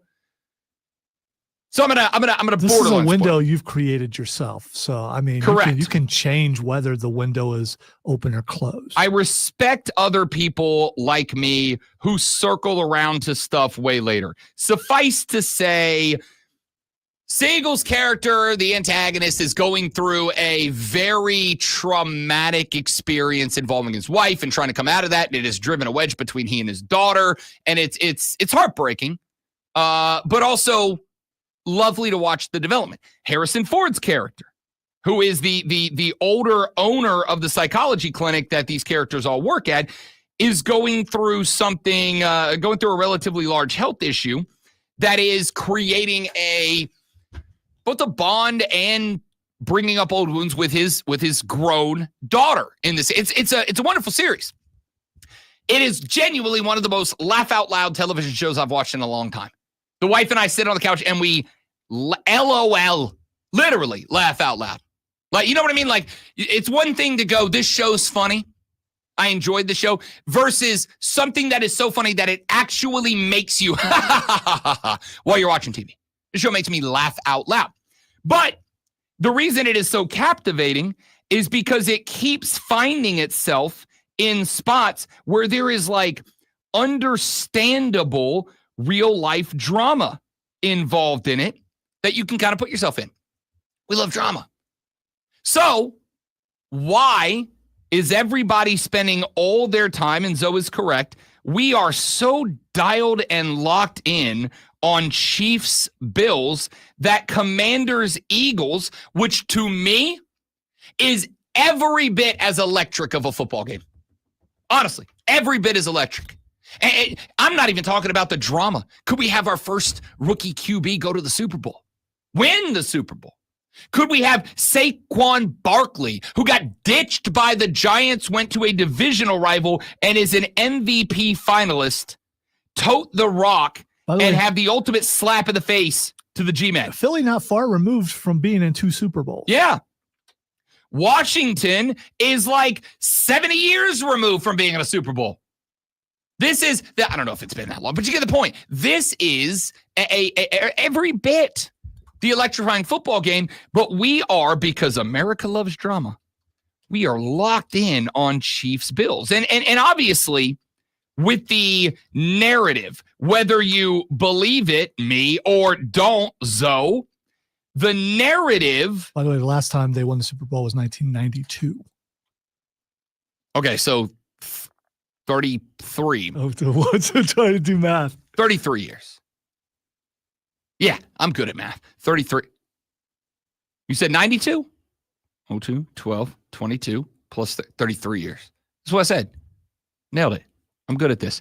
Point here is it's been a long time. Okay? It's been a long time. And in having been a long time, there is drama in this. But we are more caught up in Chiefs Bills. And the reason why is because there is drama in that game that impacts all of us. The Philly-Washington game impacts you dramatically if you are a Philly fan or a Washington fan. It impacts you directly if you are a Jaden Daniels fan, like maybe you've been utilizing a nationally syndicated radio program and a local radio program for like a year and a half to advocate and tell people that this kid is going to be the best rookie quarterback to come out of college football in a very long time. And you like to reiterate over and over and over and over and over and over that you're right. Making up a scenario, of course. Then it impacts you. But there is this, and I'm gonna drama this up for the sake of making the point that I'm making. There is a feeling right now amongst National Football League fans that we are living under the tyrannical dictatorship of the Kansas City Chiefs. And you don't have to like it, but you're somebody who has the finger on the pulse of America, as I do. America is rooting for the Buffalo Bills on Sunday. They just are. They're tired. It's Chiefs fatigue. We have this conversation every time that anybody strings together. We had it about Nikola Jokic after back-to-back MVP awards. We're like, is there Jokic? If there is a more likable dude in the NBA than Nikola Jokic, I don't know who it is. But yet, some people rooting against Nikola Jokic only because he had won so much, and we're like, oh, somebody else has got to win. No, they don't. I'm going to dispute something you say, and I don't want to fight the rest of the day. But you're saying America, and you are wrong. Because how many Taylor Swift fans are there? And that's an entire army of people who are on the Chiefs side. And so that would mean that your numbers are skewed. First off, you are right. Let me be clear. Second off, you're wrong. They're not on the Chiefs side. They're on Travis Kelce's side. Which is, now he plays for the Chiefs. Exactly. But so they are Chiefs fans right now. All the Swiftie army are Chiefs fans. I said last night. You can make fun of them, you can dispute them, but they are watching football and they are rooting for the Chiefs. The lady friend and I were running some errands last night. We had to go out and pick some stuff up kind of late night. It's like 8 o'clock, but we had to go out and get some stuff for the crib. And we're driving around and we were listening to the BetQL network and Brad and Ryan were talking about the game. And one of them said something. I don't remember what it was, but they were like, Jaden Daniels. Oh, and one of them said, that's Rob Brown's guy. And I was like, yeah, go Commanders. And she's like, no, we're going for the Chiefs. I was like, no, we're not. We're going for the Commanders. She's like, no, we are going for the Chiefs. Do you understand? Like because she's a Swiftie. She is all in. So you're right. It's dividing my own household right now. I get it. You're not wrong. But the football fans of America, by and large, not entirely, by and large, are anti-Chief. We love drama. Let me say for you and say it the way you would say it. Happy spouse. Happy house. No, we fought. 100%. We fought. I'm not there. There are lines in the sand. This is one.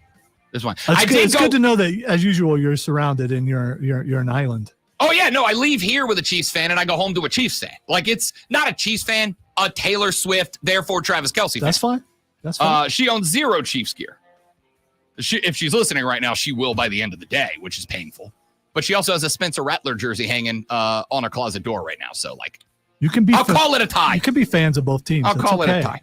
It's perfectly all right. The point is we are all in for the drama, and the drama is, will the tyrannical dictatorship of the Kansas City Chiefs come to its conclusion? Notice he never talked about the game that he ended. Well, I was trying to, but then we got to this stuff instead, and you brought up Taylor Swift, and that's...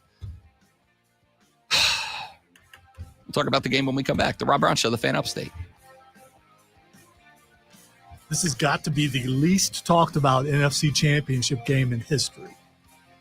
It's hard to argue with that. That's why we didn't get to the game, because you brought that up, and it was a good point. And staying on point is not my strong point today.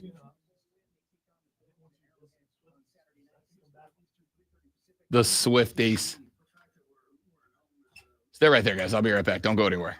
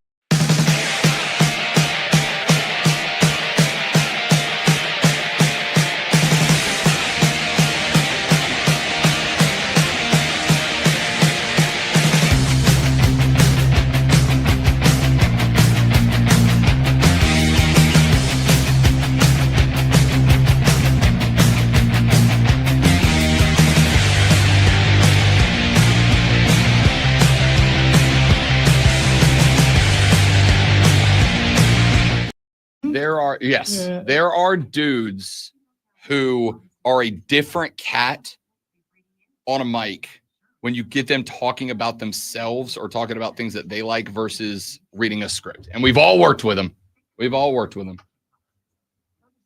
No, you read scripts flawlessly, I know. as do I. Every day we read things and we never make mistakes or mispronounce anything. Never, ever on the history of this program have either one of us done that.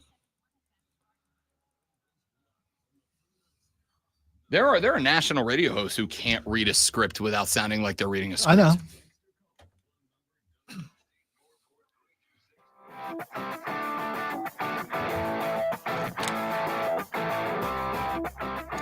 So we were talking in the last segment. We opened with talking NFC Championship game, but then Lonzo had a point, and I thought it was good, and I wanted to get to it. We love some drama.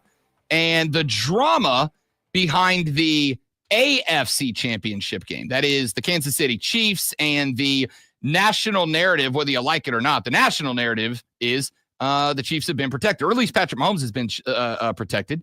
And so there's been all this conversation about, is this the year? Now, there is one very interesting point that's been popped up that I think is somewhat important Are you to going talk to talk about. about the fact that Josh Allen has had more roughing the passer calls in his favor than Patrick Mahomes has? I am not going to talk about that because it would disrupt the narrative. No, that is not why. I will absolutely talk about it because context always matters. This is like something that came up yesterday. One of the things that I point out is that if you want to take that into consideration, the next thing I need you to look at is time spent in the pocket. Patrick Mahomes regularly has the ball out faster. Why? Because historically, Patrick Mahomes has had better weaponry around him to work with. Historically, not every year. Okay, but numbers-wise, which you swear by, Josh Allen, I think that's his name, has had more roughing the passer calls in favor than Patrick Mahomes. I understand. You just said that, and I addressed it by saying I would rather put that into a conversation because numbers matter. All the numbers matter. The fact that Josh Allen has historically had less time before he is under pressure, less time before he is hit. Yeah, he's going to get more. He's going to have a higher quantity. Sounds like an excuse to me. But I'm guessing probably. I haven't looked, but I would guess that Josh Allen has more rushing yards than Patrick without a Mahomes, doubt. Which would imply that he's out of the pocket more than because he has less time to throw the football. That's where roughing the passer calls come from. Excuse me, Buffalo has a better offensive line than Kansas City. Because Kansas City it's been a mash unit all year long. They had to take their all-star, all-pro guard, Tooney, and move him to tackle. I mean, so their line has been in disarray. Has Buffalo's line been in disarray all year? Because I haven't heard anything about it. No. That would be negative towards Buffalo, though, so they probably wouldn't say that. Well, again, let me check the group text later to find out what our thoughts on that are. I want to get to the NFC Championship game because I do agree with apparently and precisely one thing Lonzo has said so far in this hour of the show, and that is nobody's paying attention to the NFC Championship game. All right, you've already I got to stop this, but you've already disputed yourself because you agree with me about the Swifties. That would be two things at least that you've agreed with me on. Two things I've agreed with Lonzo on. One of them is that, yes, there is a large army of Swifties who are absolutely Team Chiefs. Not football fans, but Swifties. Doesn't matter why they're there, but going to be a stadium full, and I don't think there's a lot of Swifties dropping. No. What I'm saying is those people I believe are Americans also, and you said America was. So I'm just disputing your okay. All of America is against the Chiefs. So it's not. Regardless of how we got to where we got, the national narrative is that America is into this either because. Can we talk about Saquon Barkley? Why are we not talking about Saquon I'm Barkley? getting there. I'm 100% getting there. Regardless of the reason, a solid chunk of America is in this to watch the Chiefs lose and the dictatorship come to an end, and a solid chunk of America is in it to watch the three-peat, either because they want to see the Chiefs three-peat or they want to see Travis Kelce three-peat, regardless of why they're there. Everyone's paying attention to the AFC Championship game, and to me, the NFC Championship game is every bit as excellent. I do think, and I'm glad to say it, I do think we have a pair of kick-ass championship games this weekend. I am beyond stoked about the Washington Commanders making their way to Philadelphia, Pennsylvania to take on the 2-seeded Eagles. And I'm excited for a lot of different reasons. We've hit on a few of them already. We have talked about Jaden Daniels, a rookie quarterback coming out of LSU, Rob Brown's bet to win the Offensive Rookie of the Year. You're welcome. We have talked about the fact, and my favorite thing is, I am genuinely hoping it won't, because people that are where they are as owners don't ordinarily learn lessons and evolve when it comes to this aspect of the game. But I am hoping that some NFL teams, Gail Benson, are going to look Chiefs at what's happening. Ownership's pretty good. Philly's ownership, I think, pretty good. Buffalo's ownership, pretty good. 100%. I think at this point, you could make the argument that a good, knowledgeable, invested owner that does not go hands-on is, I would be willing to say now, as important as a good head coach. Honestly, I believe that. I don't think, because look at how many good head coaches were with bad programs, bad franchises, bad ownership, move on to a program that lets them be a good head coach, and all of a sudden, they're gangsters. All of a sudden, they're G's, right? So, looking at the NFC Championship game, there's all the dramatic reasons to be very invested, but this is a sports talk radio show, and we do talk ball. So let's talk a little bit of ball, because I think this is a game that's got every opportunity to be a great game. I am looking at, for instance, one thing that I think it is important to point out. The Washington Commanders in the regular season had a run defense that was hovering around 28th in the league. Bounced up and down anywhere from like 25 to 30 throughout the course of the year, hovering around 28th in the league in total rush defense. And who are they going up against? The only NFL MVP guy who's not a quarterback, running back Saquon Barkley, who has been not just a stud, but remember, a stud that was 101 yards away from setting the single season rushing yardage record. Now, it is obviously important to point out that Saquon Barkley did that in 16 games. Eric Dickerson did it in less. So for the old hats that are pushing off on the Eric Dickerson narrative, you're right. You're right. He had a lot less games to do it. And I've also heard that, Dickerson did it and it had more games to do it than the previous guy who held the record, who I think might have been O.J. Simpson. That is also correct. Yeah, so I mean, it's going to change as the NFL adds more games, including probably next year. Yep, we are going to 18. That is an inevitability. It will be worked into the next CBA agreement. Saquon Barkley has been an absolute dog, and I've said a couple of times. I saw yesterday a narrative about Jalen Hurts, and I even went so far as to repeat it. I think to some degree, the Eagles have had to coach around Jalen Hurts' pass, because he's been pretty average throwing the football, right? Pretty average. But I also think it is important, because again, nuance and conversation matters to me. I think it's also important to look at the situation and go, when I have Saquon Barkley back there having an all-time year, a year that we will talk about for a very long time, I am not going to overcomplicate the pass game. I am going to keep the pass game as a run game supplement. Run the damn ball. I am going to keep the pass game as a run game supplement. And I know that it has been frustrating to A.J. Brown. That's why my guy is meditating and reading self-help books on the sideline, because he's frustrated. That book is probably the thing that kept Jalen Hurts from getting punched in the nose at some point this season by A.J. Brown for not getting him the football. Fine. But this is a spot where you find yourself in a spot if you're the Eagles.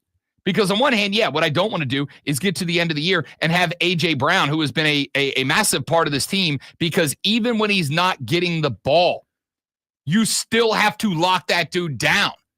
Because if the Eagles notice you're not locking him down, then he is going to get the ball.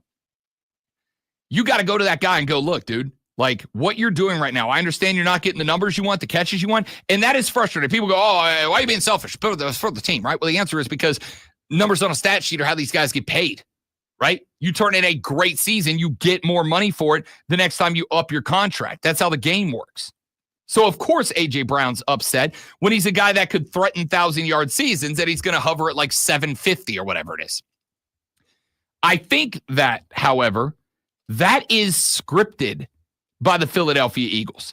I think that is the point of the offense by the Philadelphia Eagles. The issue with the Eagles is how do we run a passing game to maximize the talent of Jalen Hurts, who is a good but not great passer, while also keeping the focus on Saquon Barkley and who and what Saquon Barkley is and is doing this year. And I think the Eagles have found that balance. And the problem for a Commanders team that I very much like is that their run defense has been meh. It's been okay. Not good, not great. It's been okay. And if it's been okay, where does that leave this team against Saquon Barkley? I have to point something out. I have to point out that when the Commanders went to Detroit Rock City to take on the 1 seed, by the way, and we talked about it. I talked about it with Kane a couple of times. I've talked about it with some of my buddies that are Lions fans around America. This was a banged-up defense, and they lost another starting defensive back in this game against the Commanders. But it was also the healthiest the Detroit defense has been in some time. The Commanders went and hung 45 on them. They can score. And by the way, no defense in the league better than Detroit at home. They dominated at home. Even banged up, they dominated at home. Yet Jaden Daniels went and put $299 and a pair of tutties on them, and the Commanders run for $182. The Commanders' run defense is why the Eagles' run game versus the Commanders' run defense is why most of America is riding with Philly. I'm riding with the Commanders one more time. I may get burned at some point, but in this game, I am going to select the Commanders one more time, and I'll tell you why.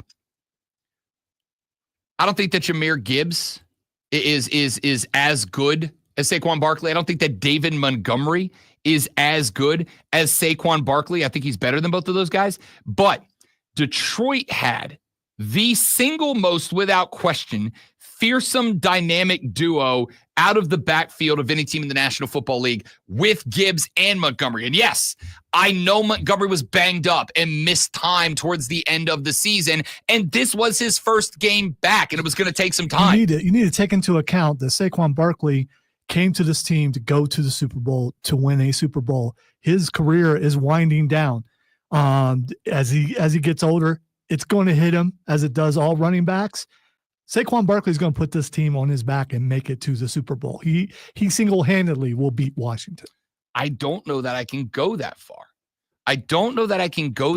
And here's the reason. Commanders. And he's rested. The Commanders went up, and I will acknowledge, they gave up 201 rushing yards to the Detroit Lions. 200. That's a lot of rushing yards. All right. That's why they were, again, hovering around 28th, 29th in the league in terms of rushing defense. They did give up 313 passing yards to Jared Goff. They also picked him off 3 times. That's the aspect of this game that nobody is talking about. Jared Goff is an MVP finalist. I would make the argument. I don't think it's an argument. I would state the fact that this year, Jared Goff has empirically, objectively, been a better quarterback than Jalen Hurts has been. And he's had the most dynamic, maybe not the most dynamic running back in the game, that is Saquon Barkley. But they had the most dynamic pair of running backs in the NFL throughout the year in Gibbs and Montgomery. And Washington played one of the most bend but don't break, just be consistent until the quarterback makes a mistake and pounce. Jared Goff who is an MVP finalist, made multiple mistakes in that game. Why? Because Washington throws different looks at you, because they've got the defensive backs to match it up. Marshawn Lattimore locks on to A.J. Brown. I'm not going to say removes him, but locks on to him, right? You take him away from that, I can now dial in on Jalen Hurts. If Saquon gets 200, Saquon gets 200. If Saquon pops it, the Lions scored 3 times on the ground. Commanders still won. If he gets his, he gets his. I am making Jalen Hurts beat me because I don't think he can. And if I can get Jaden Daniels, who has been absolutely clutch in these playoffs. He was clutch at Tampa Bay. He was clutch at Detroit. If I can get him in a battle that comes down to these 2 quarterbacks late in the game, I'm going to take him to beat Jared Goff. I'm going to take him to beat Baker Mayfield, and I'll take him to beat Jalen Hurts. I'm rolling the dice. Commanders win by a field goal walk-off. Oh, I was going to say, I didn't know if you wanted to throw your score on there at the end. I was going to once the music started, but I can do it before then because we're really. I'll tell you what. Let's see. Is Alonzo say his score before or after the Sports Flash music? Philadelphia wins by a touchdown. The Jacksonville Jaguars have found their next head coach, Liam Cohen, who is the former offensive coordinator for the Tampa Bay Buccaneers. He signed on with the Jags. Cohen had pulled himself from the job just days earlier and agreed to an extension with the Bucs, but changed his mind after the Jags fired general manager Trent Baalke. Cohen allegedly ignored multiple calls from the Bucs until the announcement that he had taken the Jacksonville job, that is. The Atlanta Braves have added their first big-time free agent of the offseason with the acquisition of former Padres outfielder Jurickson Profar on a 3-year, $42 million deal. Tune in tomorrow, 4 p.m. as Furman Paladins take on the Mercer Bears. It's Furman versus Mercer right here on your home for Furman Paladins. Basketball is us. It is here. It is the Fan Upstate. Philadelphia's going to win. Let's see.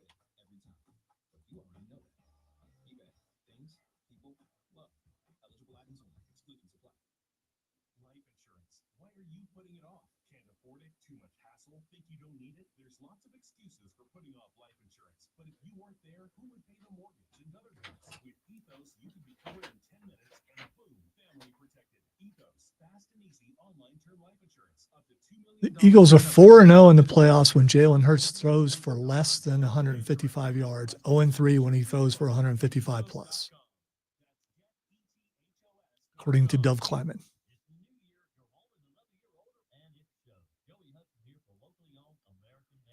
If he throws for less than 155, then chances are, and they win, that means Saquon Barkley had a killer day. Oh, for sure. Saquon's got to get $120.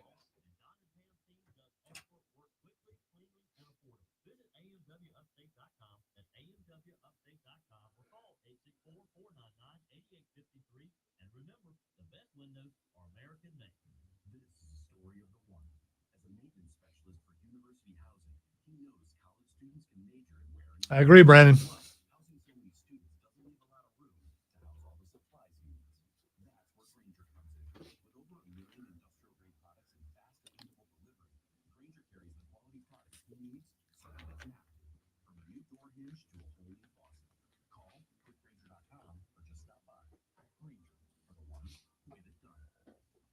T-Mobile 5G home internet keeps getting better. Get our fastest connection and loaded with benefits. Get T-Mobile's best home internet starting at $55 a month.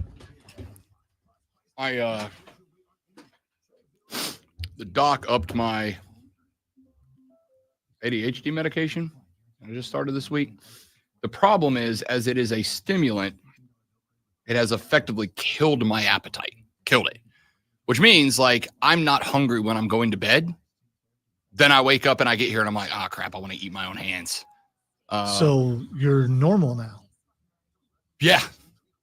Yeah. That's good. Which is kind of the point, I guess. That's gotta be kind of weird for you. Like, usually I eat at like 10:30 before I go lay down for bed. And last night I was like, I'm not even kind of hungry. Which you should never do because it doesn't have a chance to digest and all that. And you can't burn that fat off if you eat right before you go to bed.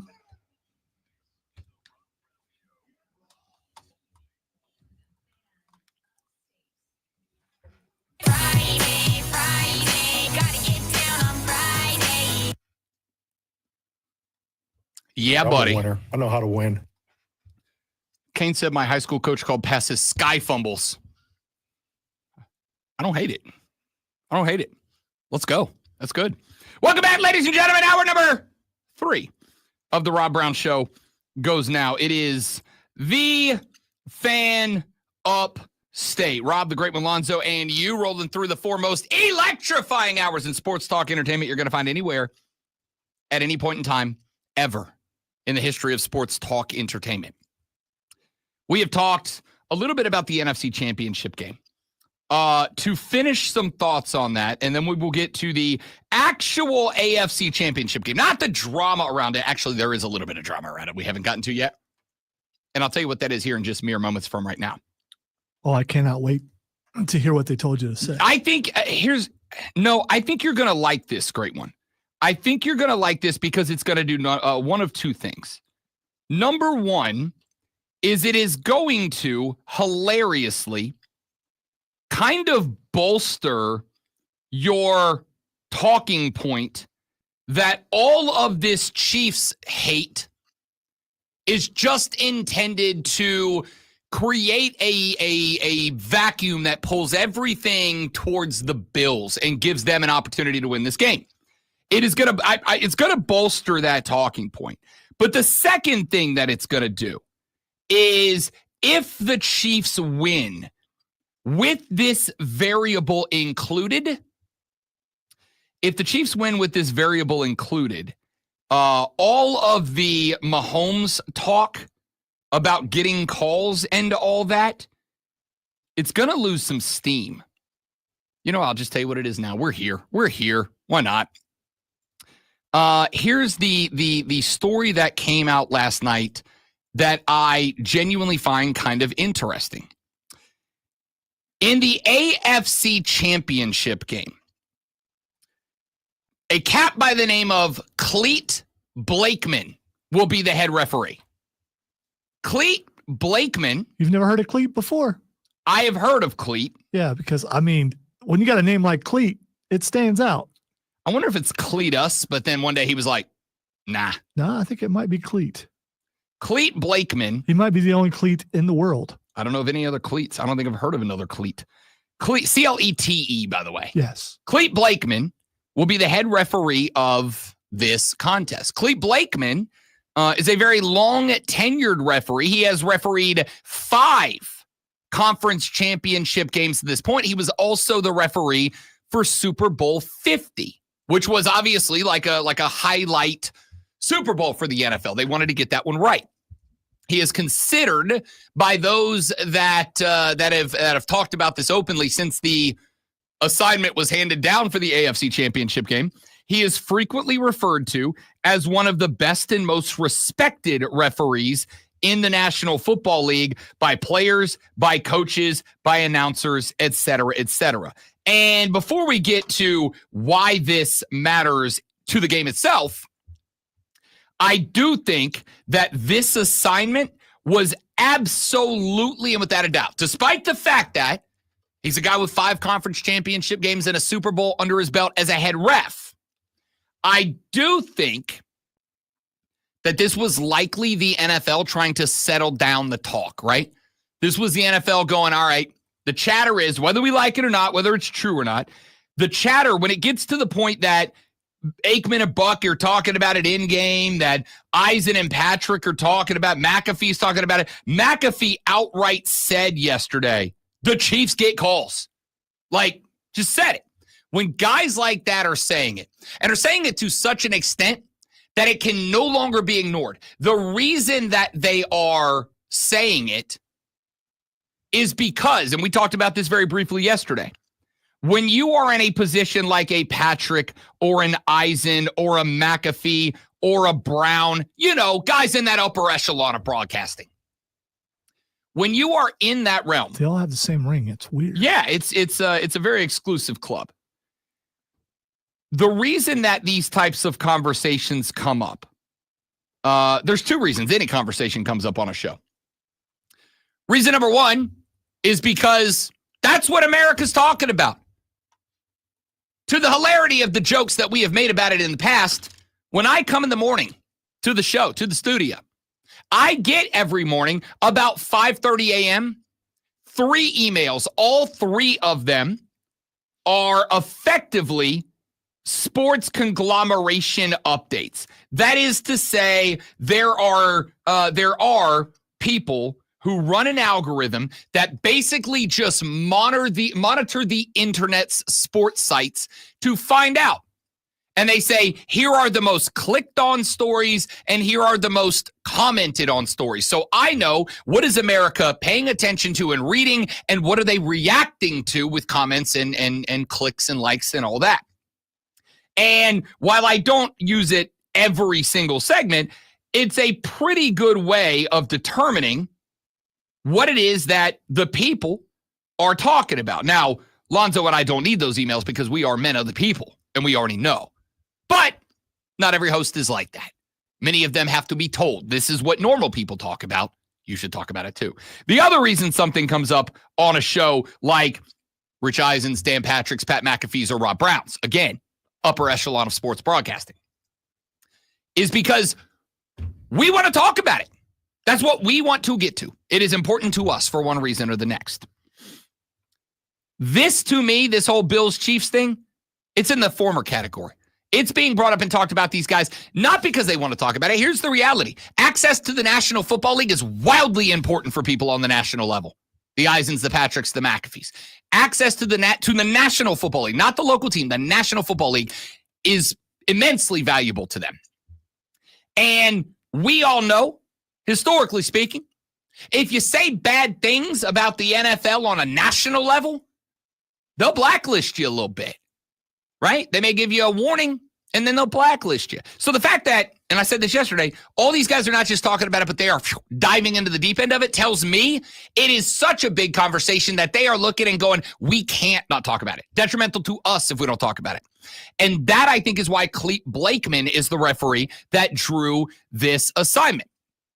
Here's some numbers for Clete Blakeman as the head referee in the National Football League. Over the past 5 years, Clete Blakeman's crew called the most penalties per game. This year, they blew the whistle 15.8 times per game. Now, there is another adjustment that has been made. Because Clete Blakeman and his crew this year threw the most penalties of any officiating crew, Clint Blakeman is not working with his crew. They have assigned him as the head ref, but with a different crew. Why? To try to moderate that a little bit, right? Because it gets to the point, if you've got a group of guys officiating together, just like if you put a group of people together in any situation, eventually they will settle into a routine based on the habits and the actions of everybody in that group, which is why sometimes you get placed into a group, you work there for a little while, and then one day the manager comes in and goes, y'all aren't a group anymore. Why? Because I got to shake it up. I got to change things up. I got to make sure you're all working at peak efficiency, not peak efficiency in this group. Peak efficiency at your job, not within this group of people. And that is what I think the NFL is doing here. Here's a look at how the Bills and the Chiefs have fared over the past 5 years when Blakeman has served as the referee in one of their games. This is according to Pro Football Reference. When Clete Blakeman is the head ref over the past 5 years, the Buffalo Bills are 5-2. The Kansas City Chiefs are 3-4. This is the only referee in the National Football League whom the Chiefs have a 500 or worse record against. The last time Blakeman officiated a Chiefs game came all the way back on Christmas of 2023, however, when the Raiders pulled off a shocking 20-14 win over Kansas City. Fans complained that the Chiefs are getting benefit of unfair calls. It's interesting that the NFL has assigned a ref to the Chiefs that the Chiefs have struggled against since Patrick Mahomes took over as the starting quarterback in Kansas City. The Chiefs are 5-6 with Blakeman on the crew, either as a head ref or a referee. The Chiefs are 5-6 when he's on the field. Blakeman was the referee for 2 of Mahomes' losses. First, a 54-51 loss to the Rams back in 2018. He was also the head ref for the 37-31 Patriot overtime win over the Chiefs in the 2018 AFC title game, including the playoffs. Patrick Mahomes has lost a total of 26 games as a quarterback under center. Blakeman has been the ref for 6 of them. 6. No other ref, if I recall correctly, has been on the call for more than 3. So he has officiated games in which the Kansas City Chiefs have lost at a rate roughly 100% higher than any other official in the National Football League as a whole. I 100% believe that this assignment was very intentional by the National Football League. This assignment was put there by the NFL in order to, I firmly believe, try to quell this nationally developing narrative that officiating has historically favored Patrick Mahomes and the Chiefs by putting a head official out there who is not only not favored the Chiefs, but it could be argued is the one guy in the league who's made it more difficult for the Chiefs to win when he is the head ref. So I will say this about this assignment, and obviously, as much as I don't know ball, I don't know the history of Clete Blakeman as a ref. I know what he's done against the Chiefs and what he's done with the Bills, right? And that's it. But I think that if nothing else, great one, I think that even if they were strong-armed into it, and I don't care if they are, if someone is forced into making the right decision, I will celebrate the decision even if I do not give credit to them for making it. Okay?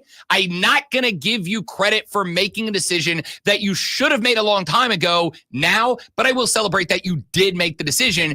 And I think the NFL is having a CYA moment because the last thing that they need is in the second most visible game of the entire NFL season. The only game that will overshadow this one is the Super Bowl, and even that's a maybe.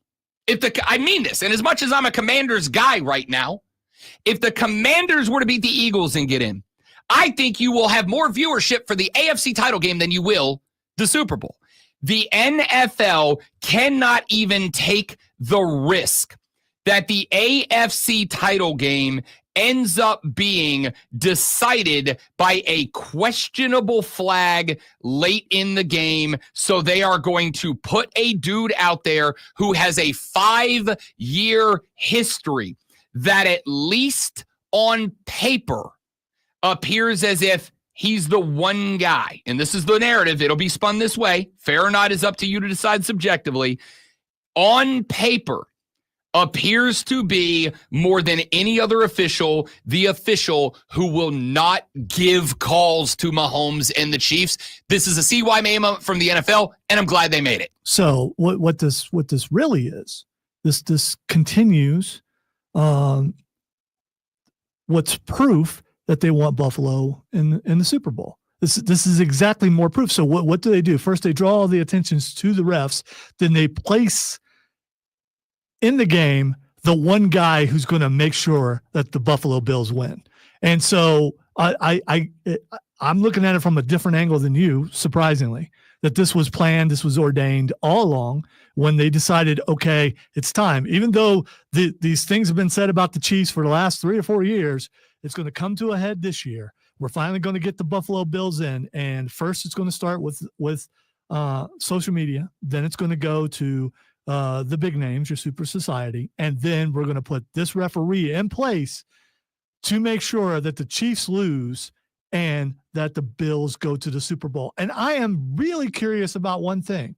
All narratives have been written, all the glorious times that are going to be talked about Sunday night, Monday morning, the entire 2 weeks leading up to the Super Bowl about the Buffalo Bills. What if they lose? What if Kansas City defies all the odds, defies all the haters on social media, all the haters on sports radio? What if they defy all those people and still win? What are those guys going to do come Monday morning? Assuming, and I can only speak for me, assuming that there is not a controversial call, I think all you can do is come in and put the ones up, right? Like that's all you can do. If this game, if we go to bed Sunday and people like, the upper echelon of sports broadcasters, Pat McAfee, Rich Eisen, Dan Patrick, Rob Brown, the greats, the legends, the all-timers. If we go to bed Sunday sending out a tweet that says that was a fairly officiated game, I don't think you can do anything Monday but come in and put the ones up and go, Andy Reid and the Chiefs are them. Oh, here's what's going to happen on Monday. It will get addressed slightly, and then they will shift their attention back to the Dallas Cowboys. Suddenly it'll be all Dallas all the time because the narrative was wrecked by the Kansas City Chiefs. So let me ask you one question, then we got to go to a break.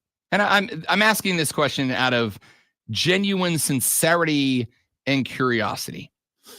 When you have had multiple times, you have pointed out that even if it is just the benefit of the Swifties in this case, and you know that it's a benefit because everyone in sports, with rare exceptions, is even the Bill Belichick was on the Manning cast and they showed Taylor Swift at a Monday Night Football game, and Belichick went, "Oh God, please stop." Right? And like Twitter exploded over it. They're like, "Hey, thank you, Bill. Thank you for being that guy on TV."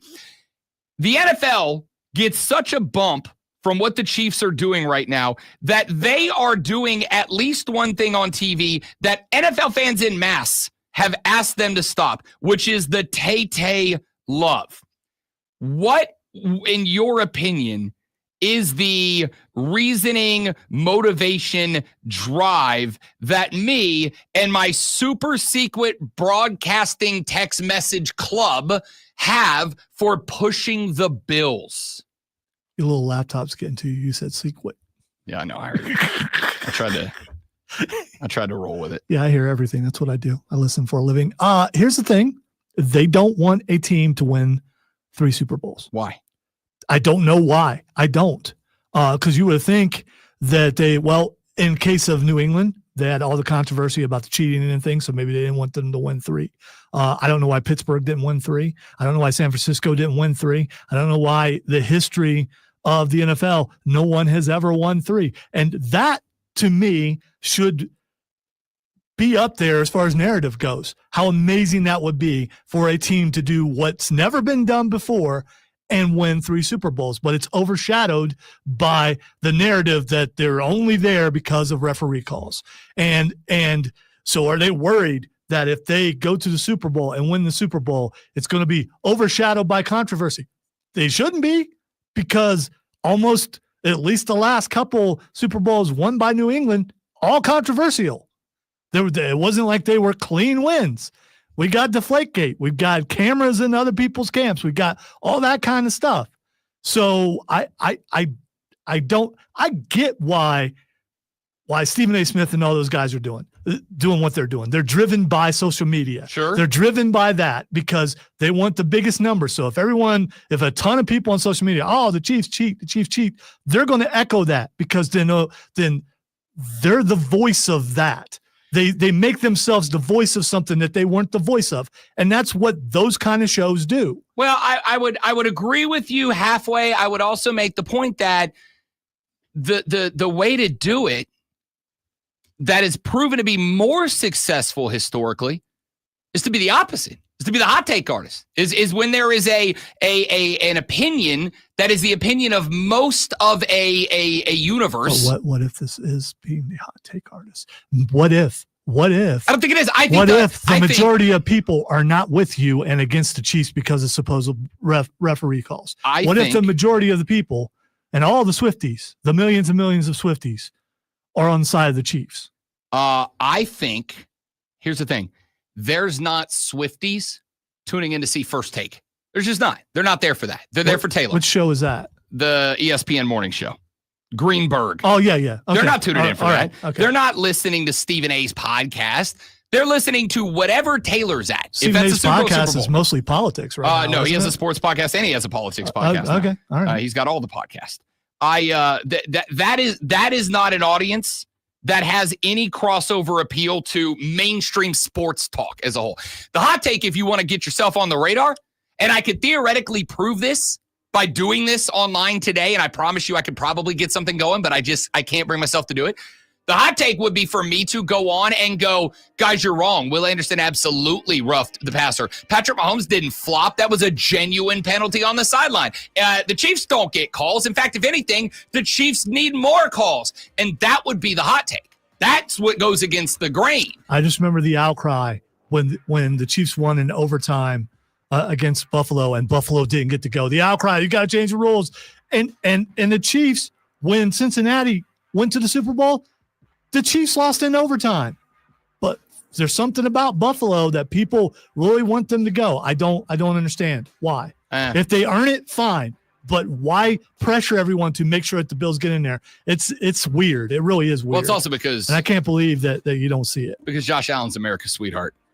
Yeah, right. She's America's sweetheart. Yeah, right. We all love some Josh Allen. We also love going to a break back after this. The Rob Brown Show with the Fan Upstate. Well, that was sudden and abrupt. Yeah, I looked up the clock. No, I meant just the end. Oh. It's like cadence was changed in a way that it was weird. Just like her, man. I'm just not. Where's Creepy Weather Guy? Where is Creepy Weather Guy? This lady sounds legit. Jennifer Vucci. She sounds legit. I mean, she's clear. She does have a good weather lady voice. You understand everything she's saying? Yep. I believe in her weather. Excuse me just a minute, guys. I'll be right back.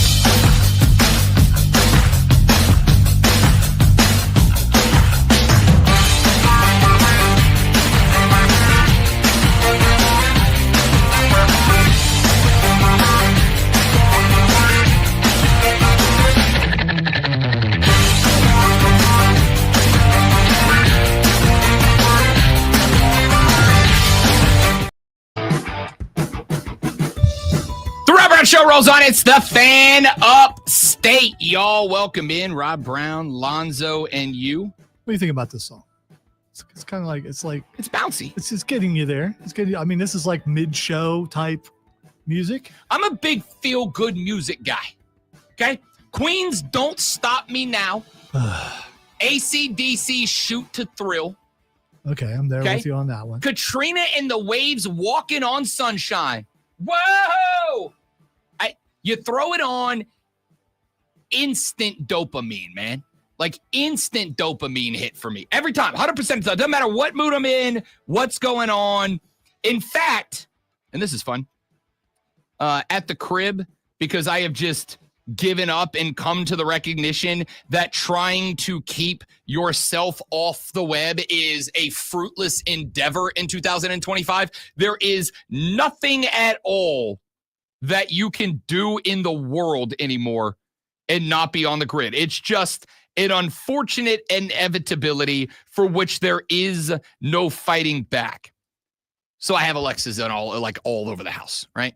I have Alexas all over the house. If you want to hear Rob Brown in some vulnerable moments, go ahead and listen. You're not going to like what you hear, all right?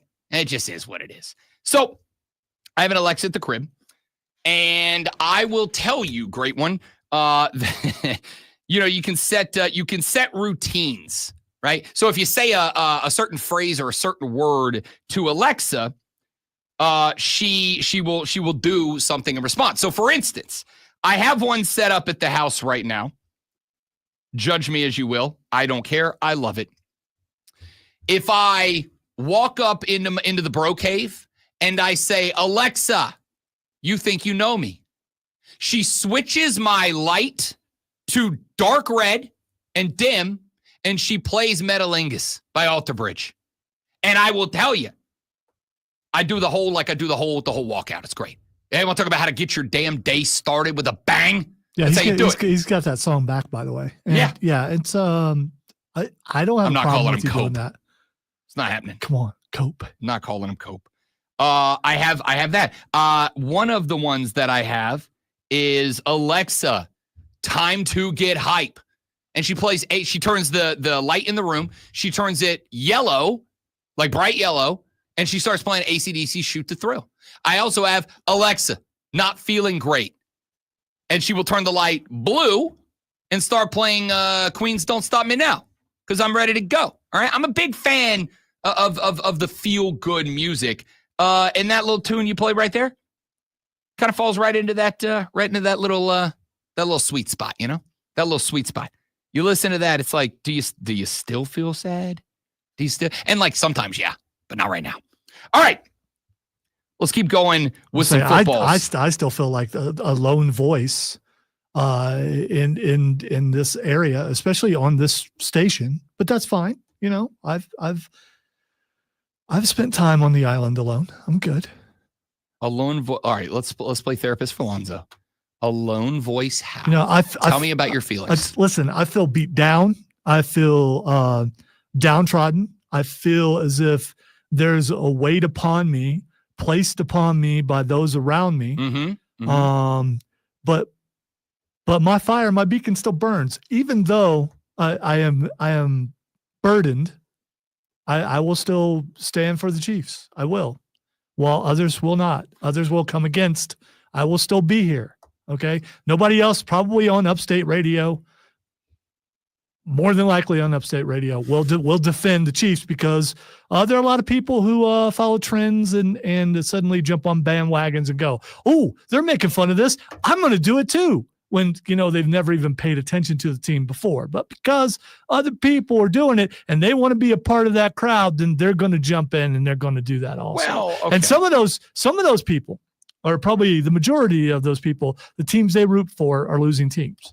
Some of them haven't had a sniff at a Super Bowl in forever.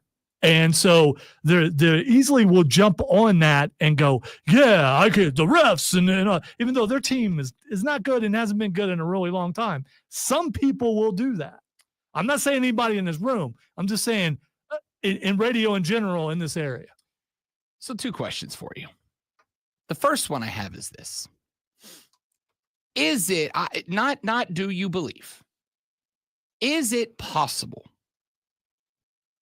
that at least some of the people who are parroting this narrative, which you do not like, is it possible in your brain that like maybe they actually believe it to be true? You know, here's the like thing. Maybe not everybody is in it just to troll you. You're right. There are some, and it's not trolling about me. I mean, I am having to deal with it here on this. It's part of my job, and I just happen to root for a team that people suddenly don't like. That's fine. It's not about that. It's about, and you mentioned parroting. Parroting is a big part of it. I hate people. Lonzo hates people. I hate people who cannot think for themselves and can only jump on the latest trend and are afraid to stand against the tide and would rather jump in and swim with it wherever it shall lead. Those kind of people bother me. If you believe in something, stand up and say you believe in it. Don't just because you have no beliefs or you root for a team that doesn't win, just jump on the tide that's going against my team because they do win.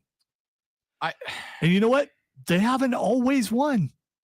It's just lately in the last, since Andy Reid got there, since they were able to get over that hump, they were always a good or a pretty good team. Now they're a great team. Suddenly everyone hates them because they're being steered by social media and being steered by what we have on TV right now saying, this is how you should think. And some people, and I'm not saying you're that guy, and I'm not saying that some of our listeners are not those people, but there are people who go, they said it. That's me too now. Yeah, but I also have to, I think you have to acknowledge that people truly feel this way right now. Like this, I don't have to acknowledge. You're right. Because I don't know what's in someone's heart, and neither do you.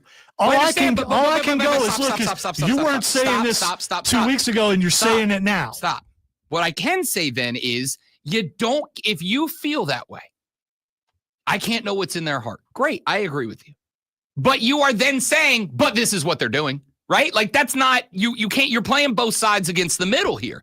You can't say, I don't know what these people actually believe, but here's what they actually believe. I don't think you can do that. You got me there. From out of the heart, the mouth speaks. So maybe that is where their heart is. Trust me, I get the frustration. But their heart is the heart of a follower, not someone who stands up for their own beliefs. It's someone who follows popular trends, and that's all they do. And there's a good amount of people who they feel bad, so they want other people to feel bad. I don't disagree with that because influencer culture is real. I'm not disagreeing with you. In fact, if anything, and I can say this sincerely, and I just thought about this. This is something I should have brought up earlier this week. I just got to a point where I made the revelation that I know where you are right now. You know how I know where you are right now? Because of the Bounty Gate thing with my Saints a few years back, right? When everybody in the world was like, shoot this team into the moon. Put this team on a rocket, send them into space because of Bounty Gate. And my response to that was, whoa. This has been happening. Players were coming out and going, yeah, I don't know why this is what it's been for many, many years. And yet I was watching the people on the news come out every day and go, the Saints, we should disband this franchise. And my head coach got suspended, not just for a year, but a year in which we were like the second shortest odds to win the Super Bowl that year. Our head coach got suspended. We had to basically forfeit the season. I understand where you are in this case. The only difference that I would make is there's evidence on tape of what's being accused. All right. There is a difference here. What you're talking about was team related. What's happening, supposedly happened with the Kansas City Chiefs, they have nothing to do with it. They have nothing to do with it at all. I think you would be correct, except for, and I do believe this to be true, and I've given him credit for it because I do the same thing. JJ Watt said this on the McAfee show yesterday, except for Mahomes figured out what's benefiting them that they have nothing to do with, and he's taking advantage of it. Now it is a team thing. When he's flopping on the sideline, now it is a team thing. When he's throwing himself to the ground to get that hit, now it is a team thing. Okay, so all the supposed calls that they've gotten through the last 2 or 3 years has all been about that. No, the focus has been on that just the last couple of weeks. That's been it. Sure. But I think it is something that has been. But the narrative has been there for years now. For sure. But when it has gotten to the point that you are on the verge of making history because of it, I think that's where people start to kind of turn. All right, we're going to get away from this when we come back here in a minute because we do have other games we got to get to, some college football, talk college basketball, and more on the Rob Brown Show on the Fan Upstate.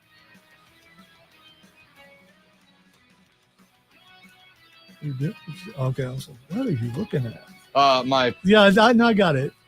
I gotta fix it. I gotta take the football season schedule off. I thought you saw ghosts or something. It was like, okay, is something moving over there? What is it? Wilson.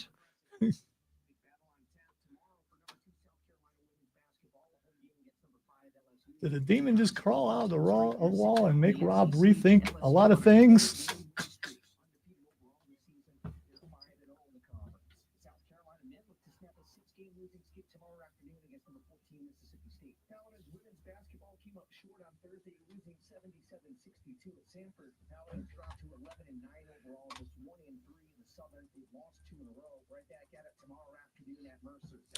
By the way, Armada, I'm not really talking about you guys. I know you guys are messing with me. That's fine. I'm talking about all these followers throughout on social media who have been doing this for years, and then finally the big names decided to jump in there too. When they could have did it last year, they could have did it the year before. They chose to do it this year.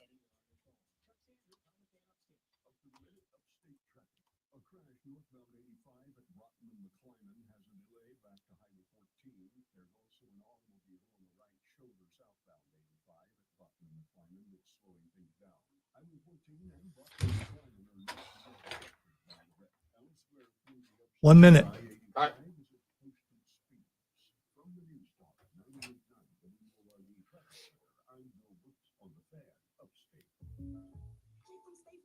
I'm winning. I finally cleaned my house, so I'm breaking out my new tropical room spray. Keep winning. Yeah, the only reason why the Bucks won that game is because the Chiefs lost both their tackles before the game. And that's part of the game. Injuries are part of the game.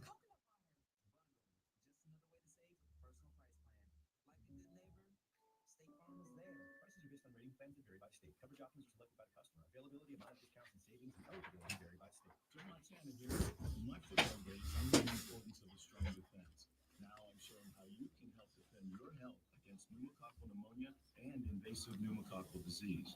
Are you 50 or older like me? The CDC now recommends. Oh no, Pat Coogan is going into the transfer portal. I mean, there's no more Notre Dame sounding name than Pat Coogan. Who else could he play for and it sound right?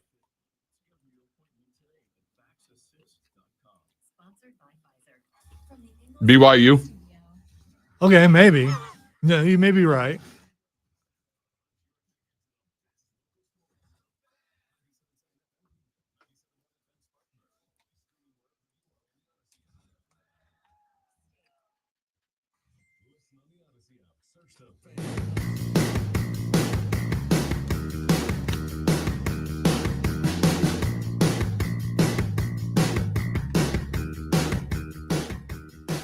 That was terrible timing on my part. That was Mark Ryan timing right there. Yeah, that was real bad. Real bad. Mister, let me take one more bite right before it's time for me to talk. Well, like I had already committed to the bite when I heard the liner playing, and I'm like, uh-oh. It was a short liner, though, Yeah, so I mean, it was. That's my bad. Hey, your 2024 NFL MVP finalists have been announced for the season. There are 5 of them. 4 of them are quarterbacks. 1 of them is a running back. Your NFL MVPs are Josh Allen, quarterback of the Buffalo Bills. Wait, so he's 3 of them? No, he's just 1. He's just 1? Okay. But he's Josh Allen of the Buffalo Bills. All right. Thank you, Chris Collinsworth. Saquon. He's the one who coined the phrase, and you're just echoing it. So if Chris Collinsworth is enamored with a quarterback more than others, it ain't Josh Allen. Well, it's absolutely. He's the one who coined that phrase. You forget the anger that I came in the next day about how he kissed Josh Allen's butt and how he couldn't say Josh Allen once. He had to say it 3 times every time. You have forgotten about that. I have not. It's been Chris Collinsworth. But if you want to be like him, I mean, go for it. I'm not coming off of. We're not going to go back down the road. That's your parodying Chris Collinsworth love for Mahomes is like a bad rom-com. Dude, so you've just completely forgotten about that. That's fine. I haven't. Okay, you want to ignore it, but that's where the Josh Allen came from. And it had a long deal about it, and it became a show thing, all because of Chris Collinsworth. Josh Allen is an NFL MVP finalist. Would you like a cracker? No, I'm still trying to get this damn chocolate peanut butter protein bar down. A little chalky there at the end. Saquon Barkley, running back of the Philadelphia Eagles. Joey B. Joe Burrow of the Cincinnati Bengals is on this list. Jared Goff, the quarterback of the Detroit Lions, and Lamar Jackson, quarterback of the Baltimore Ravens, are on the list. So, my question for you is, who's the MVP? On this list of finalists, who's the guy? To me, there is an argument to be made. There is only honestly one player that I look at that I say it's not him. Okay? There's one guy I look at and I go, if he wins it, I'll have a problem. And I say this with some level of displeasure. Jared Goff. Because I respect the hell out of Jared Goff. There is some level of displeasure because I love Jared Goff.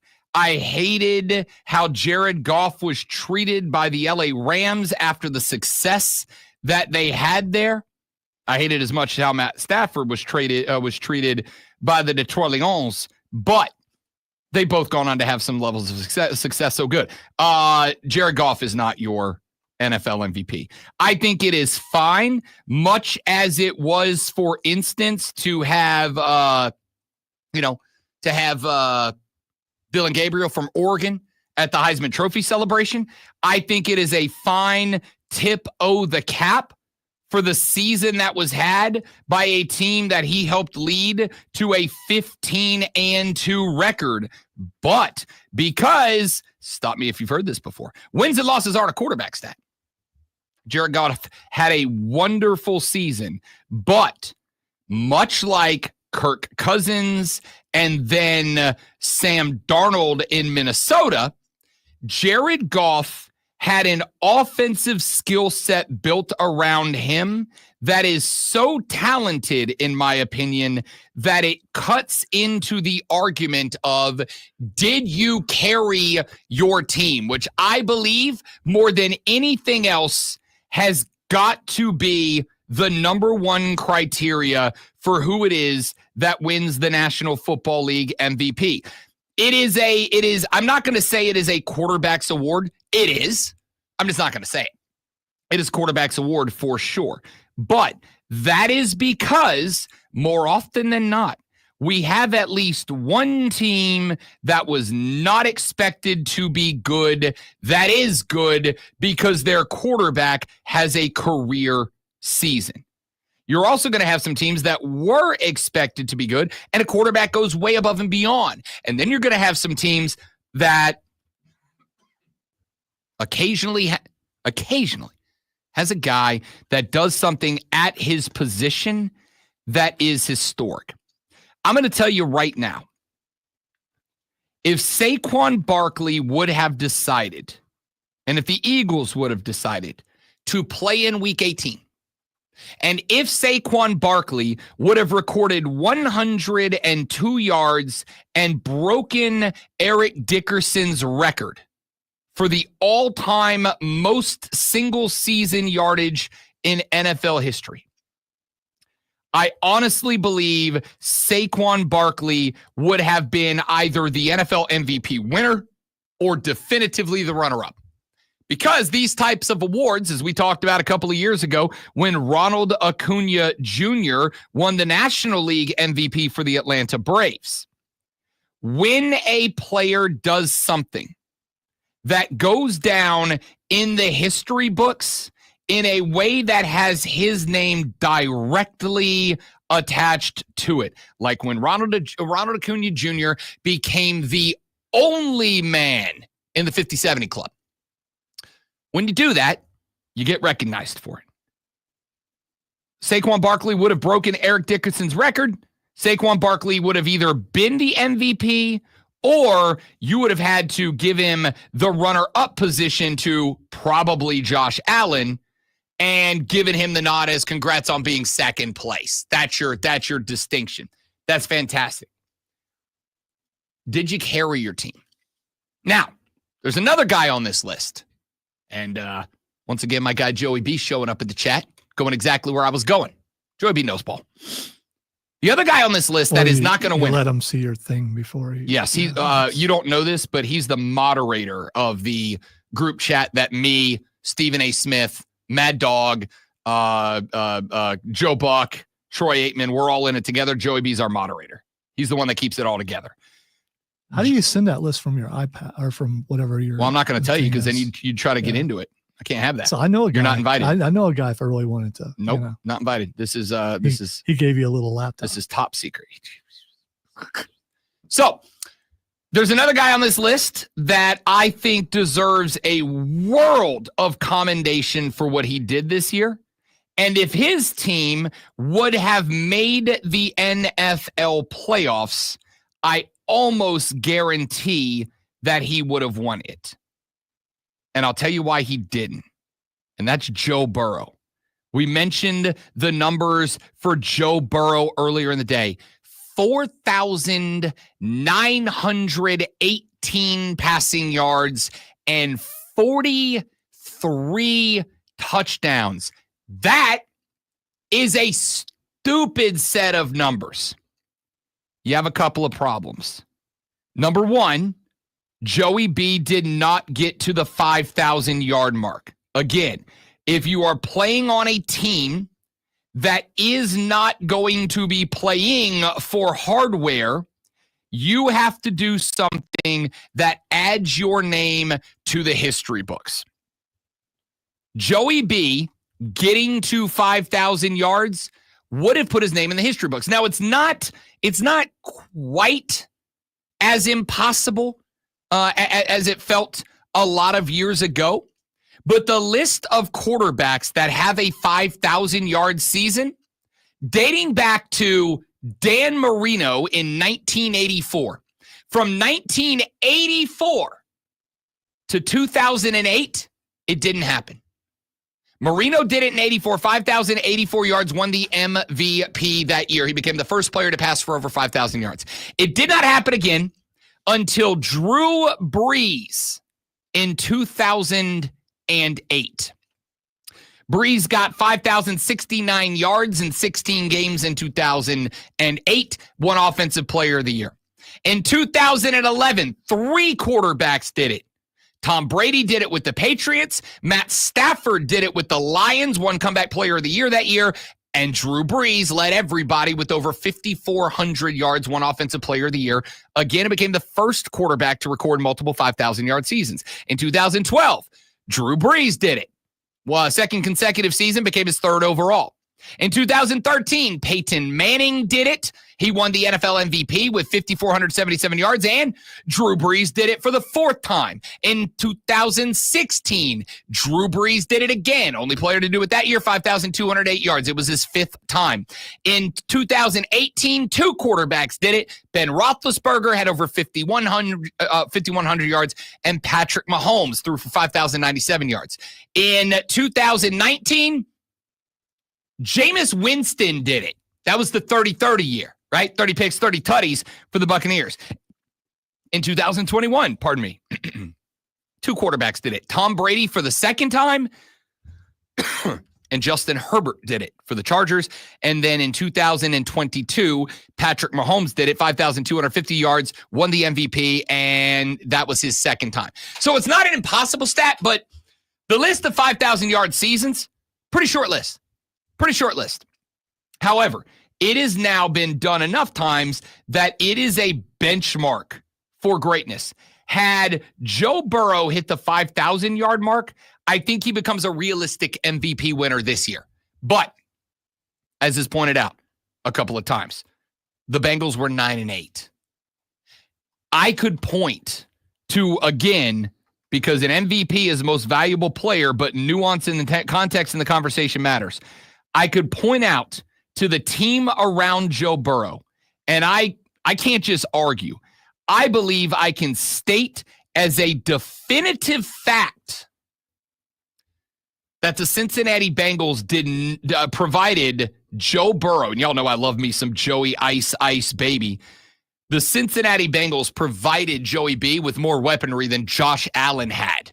I also believe that's the reason Josh Allen's beating Lamar Jackson, because while Lamar Jackson's statistics were neck and neck, if not better than Josh Allen most places, look at the offensive weaponry that the Baltimore Ravens had. Derrick Henry had a career season. Yeah, he's on the wrong side of 30. Career season. You had Zay Flowers. You had Mark Andrews. You had Rashad Bateman. You had an incredible list of talent over there.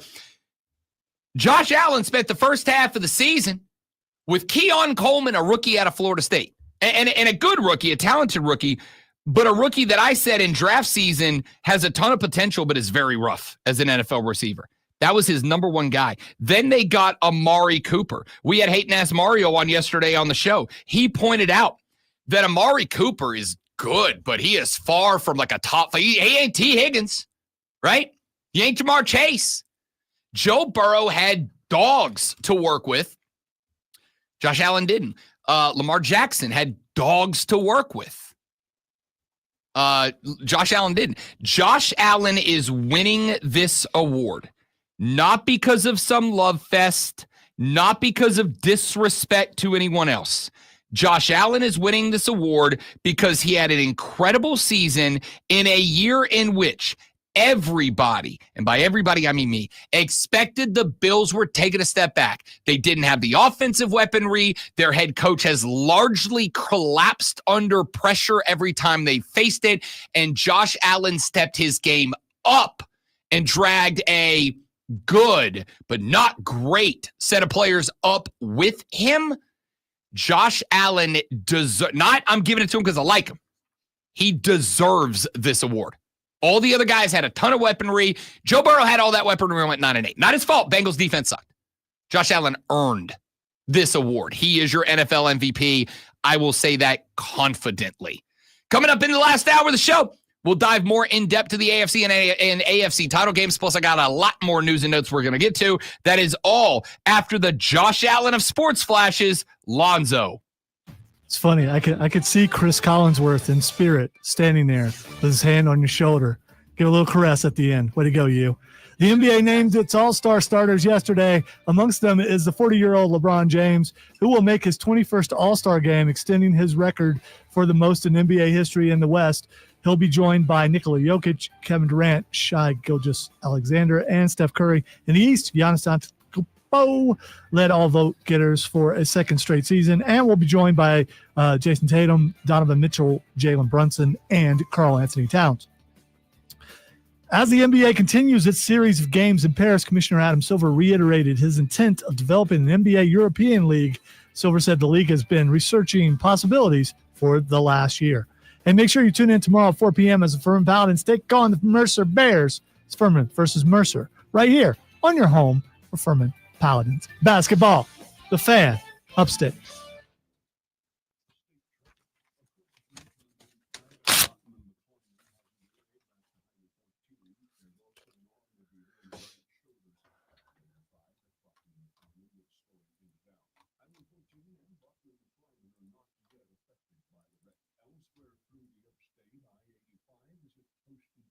Oh, it's definitely biased, and I think Saquon Barkley should win, James. It has nothing to do with my supposed hate of Josh Allen. I think Saquon Barkley was probably the best player in the league, period.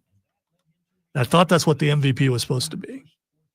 Not a quarterback award, but it's a popularity award. And it was decided a long time ago.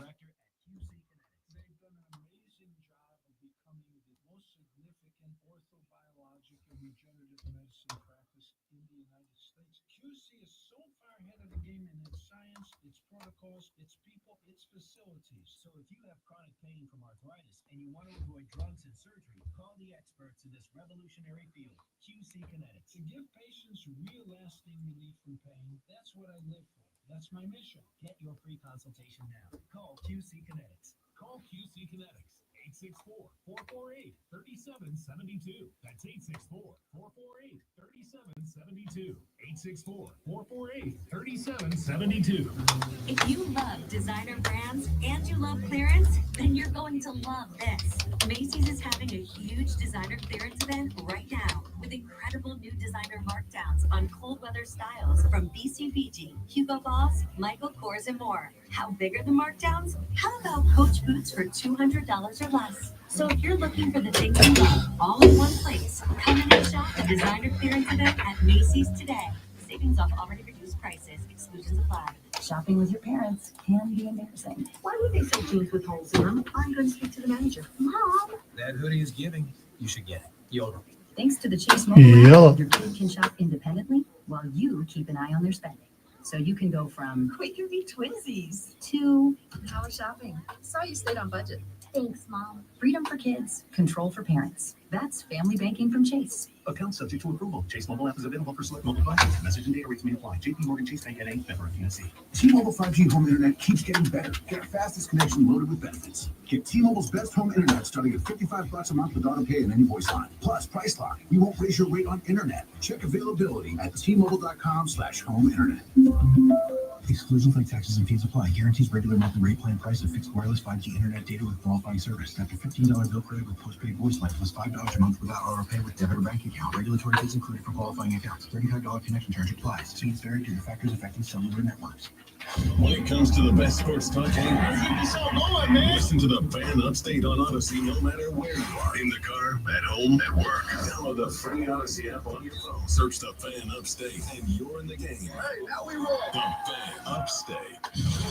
Your morning jolt of sports. It's the Rob Brown Show. Damian Priest, WWE World Heavyweight Champion, joining us here on the Rob Brown Show in the Fan Upstate. So you went from the Indies to NXT to now. I agree with that, Joey B. Saquon Barkley will absolutely win Offensive Player of the Year. And I don't have an issue with that. Like the NFC or the Offensive Player of the Year is effectively acknowledgement that you probably could have won the MVP, but you didn't for whatever reason, because somebody else had an even more historic year or whatever. That's why Breeze won a couple of Offensive Player of the Years, but did not get an MVP, despite the fact that the dude was the best quarterback in the NFL for a hot minute.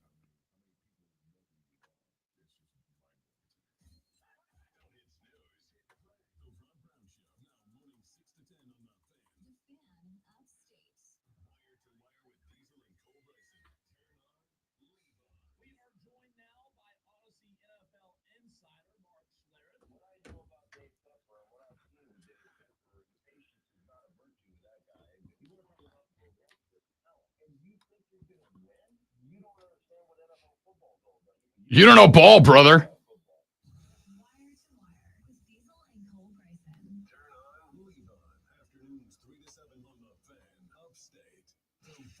To Duncan, Piedmont 2, you're in the game. Fan Upstate. 97.7 FM, Greenville, 97.1 FM, Spartanburg, and everywhere on the Odyssey app.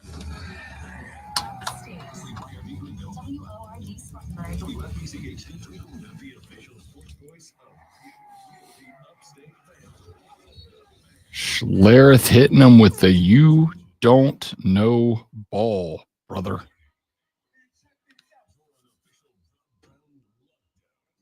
I didn't get Chris to load my cart wall onto this. I forgot to get Chris to load my cart wall onto this yesterday, so I'm soundless today. That's why we didn't do an audio blitz. I'm very sad. I wanted to hit some you don't know ball, brothers. We do know ball, brother. Welcome in, ladies and gentlemen. The third, the final, the best, the money. No, the fourth, the final, the best, the money hour of the Rob Brown Show goes now. I reverted back to our. That doesn't work for me, brother. Tell me about it. Tell me about it. Welcome in, y'all. Great to have you, Rob Brown, the great one, Lonzo, and you. You are welcome to join the radio broadcast today. It is very simple for you to do so. Multiple ways to make it happen. The first way to make it happen is to get at us on the phone lines. Your calls are always welcomed and encouraged and taken. The second way is to text the radio program at 844-326-3663, 844-FANFONE. If you're paying attention and keeping track, that's the same number. 844-326-3663. We'll both text the show and it will call the show. All you got to do is save the Fan Upstate as a contact in your telefono, and when you are ready to show the world that you know ball, brother, hit us up on the text line or on the phone, 844-326-3663. How else can I get in touch with the show, Rob? I am so glad that you asked, hypothetical listener that I made up for the exact scenario. Shoot us a tweet at The Rob Brown Show. Shoot us a tweet at Lonzo Onward. Shoot us a tweet at The Fan Upstate to get by everybody up in the house. We'd love to have you there. You can email me, rob.brown@thefanupstate.com. rob.brown@thefanupstate.com. Lonzo, I was perusing Reddit last night, as that is a place that I get a good chunk of the news and information, which I bring to you every day here on the Rob Brown Show in the Fan Upstate. And as I was perusing Reddit last night, my Reddit feed is largely made up of subreddits or discussion forums, for those of you that are not with the times, that discuss the teams that we cover across the area. And I came across one last night, great one, entitled The Fan Upstate on the Clemson Tiger subreddit. Now, this is shockingly not about us. It's about our coworkers, our colleagues, our comrades in arms, our afternoon partners on Wire to Wire, Diesel and Cole Bryson. What is wrong? I told you, dude. Wow. I'm getting my ass whooped today. I don't know what to tell you. I'm fighting for my life over here. Make sure you guys tune in later for Cole Bryan, because he's a wonderful Cole Bryan's good people. Sports guy. Yes, he is. Yeah. Knowledgeable sports bro is Cole Bryan. So Diesel and Cole Bryan in the afternoons on Wire to Wire. I can't wait for this take, Rod. Just flipping stations driving and come across this in their complete SEC Homer radio station. Clemson B-ball having great season, but one of them, Gasoline or Kerosene or whatever his name is just complete calling Clemson frauds. I can't believe anybody listens to this station. Well, I know it's not that Cole Bryan guy, because he's a Clemson fan. Yeah, he would never. Yeah, he wouldn't do. He would never. Wasn't him. That Kerosene guy, though. Yeah, Kerosene. I mean, you got to watch out for Kerosene. Kerosene drives me nuts. Kerosene is combustible. If you get anywhere near him, yeah. I mean, things are just going to blow up. When we say kerosene is heated, we mean it. All right. So make sure you check out this afternoon from 3 to 7 p.m. right here on the Fan Upstate, the SEC Homer Show with noted Clemson fan Cole Bryan and Kerosene. Wow. Can't wait to listen to the boys. The intro is going to be amazing. Can't wait. Can't wait. I texted that to Diesel last night at like 11:45. I wasn't asleep yet. Sent that to him. He's like, why are you awake, Rod? Yes, he was. I said, way to go, Kerosene. And he said, yeah, he was listening. I was like, all right, man, that's radio, baby. That's radio. Cole Bryan and Kerosene coming up this afternoon, 3 to 7 right I here. got one for you, Kerosene. That's just for you. Just hit him with one of those every now and then. then. There you go. Yeah. I could send you the clip if you need a Kerosene. Old Kerosene. Love Kerosene. What a guy. What an absolute guy is Kerosene. All right. Let's get some more football in here as we roll on with the radio program. We have talked NFC and AFC championship games. Let's talk a little college football here for just a moment. If you missed this story earlier in the radio broadcast, ESPN put out their ratings for the college football national championship game, which took place on Monday between the Buckeyes of Ohio State and the Fighting Irish of Notre Dame. 22.1 million viewers on average throughout the duration of the Natty. Now, It's a good number. It was the most viewed non-NFL sporting event over the past 12 months. You have to keep in mind, last year's national championship was outside of the last 12 months. It was the most watched game of the entire playoff bracket in the inaugural 12-team college football playoff. The game peaked at 26.1 million viewers, and according to ESPN, more than half of people aged 18 to 49 watching television were tuned into the championship game for at least some period of time. Now, these are ESPN's numbers. I suspect that they are relatively accurate. But I would also say ESPN kind of utilized some flowery numbers here. Here, with a rating, again, of 22.1 million viewers, here are some college football playoff games that got more viewers than Notre Dame and Ohio State. Those two teams got 22.1. 22.1, Ohio State, 22.4. Georgia versus Ohio State in 2022. 22.5, Georgia versus Alabama. 25.1, 3 million more viewers tuned in last year to watch Michigan versus Washington. 2016, Clemson v. Alabama. 2018, Clemson v. Alabama did an identical 25.2. 2019, this is probably, I think, Lonzo, maybe the most shocking number to me. 2019 LSU versus Clemson did 25.5 million. That was the Joey B year. That was the year that LSU had what I consider to be the most successful college football season of all time.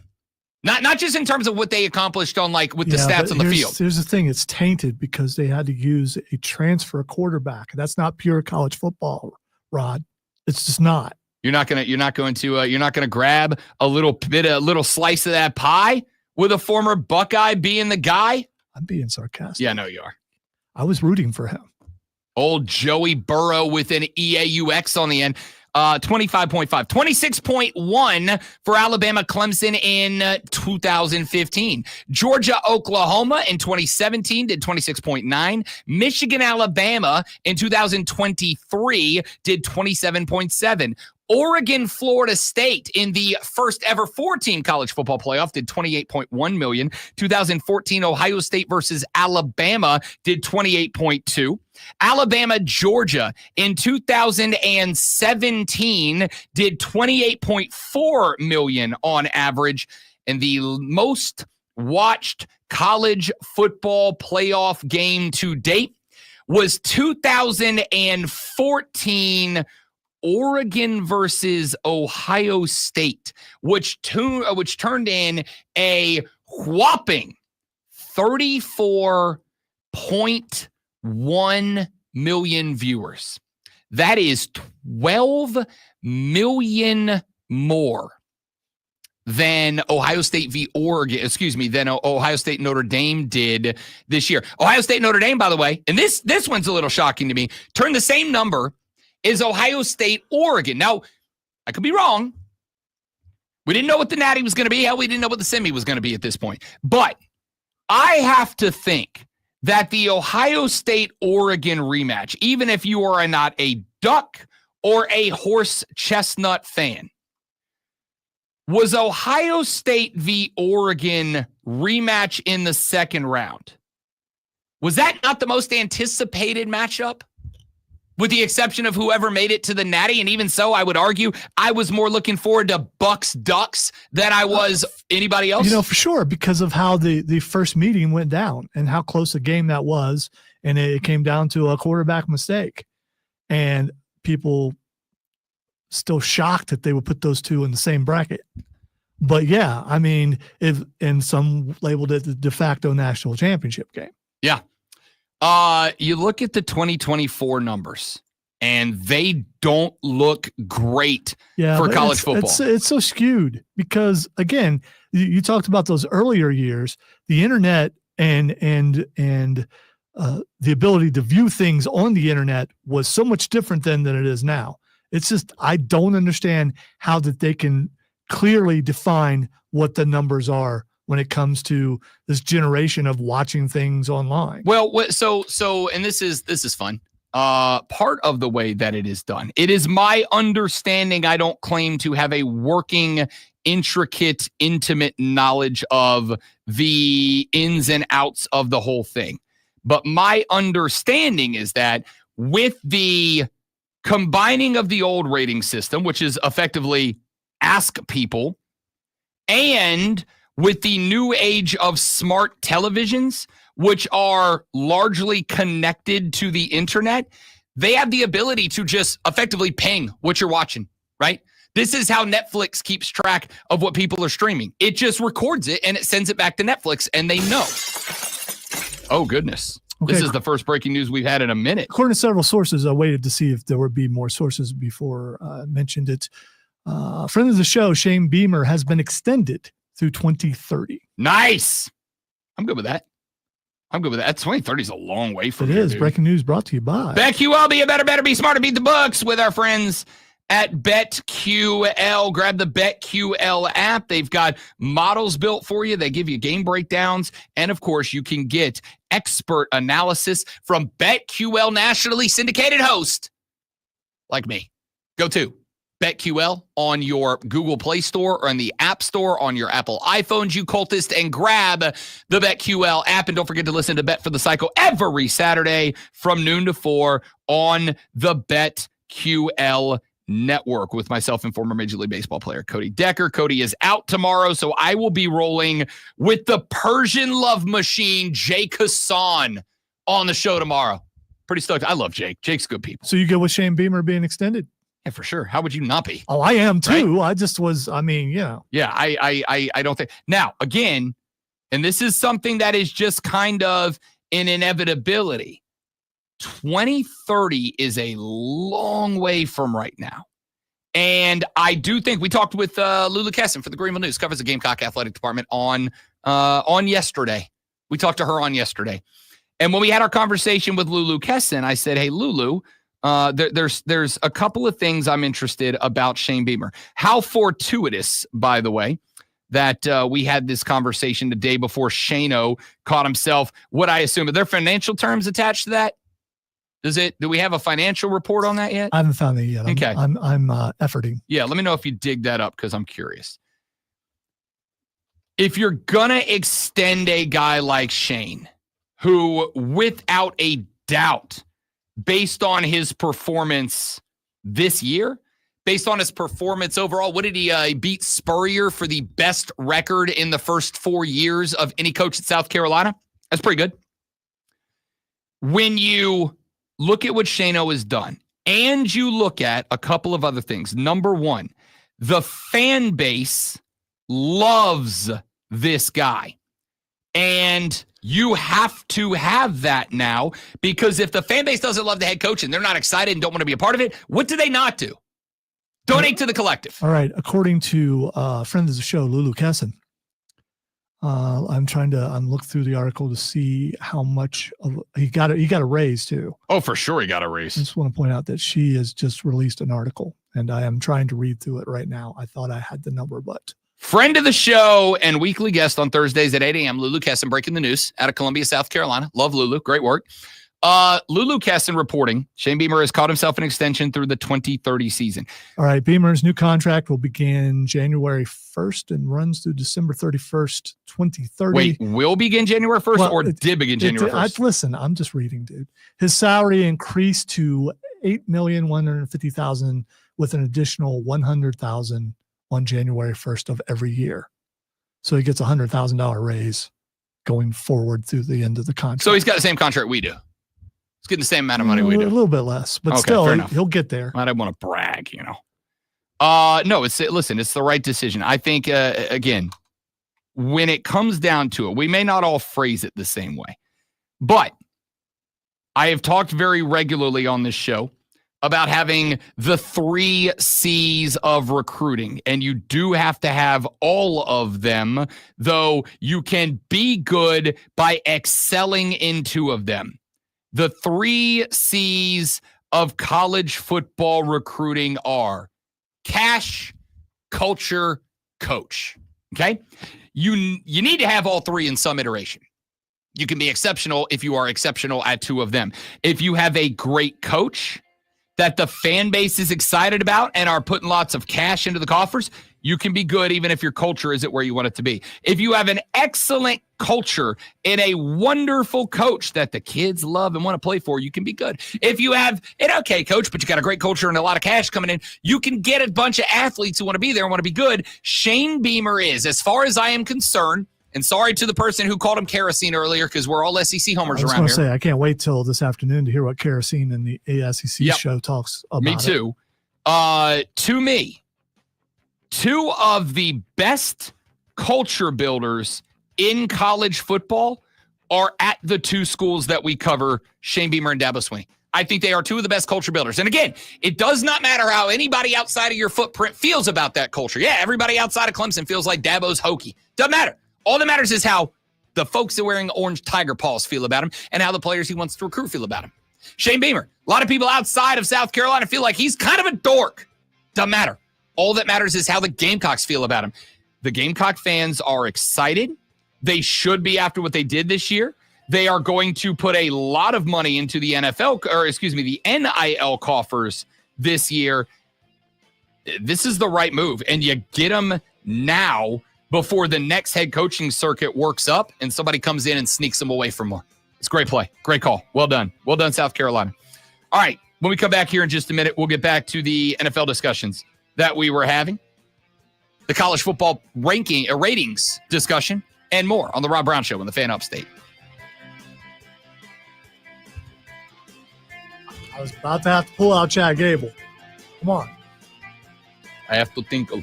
How you say politely? I have to tinkle. There she is. There she is.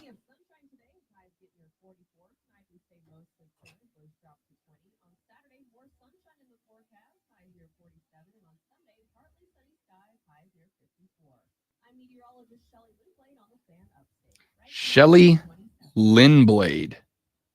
That's a great name. All right, guys, give me 2 minutes. Not even 2 minutes. I'll be right back.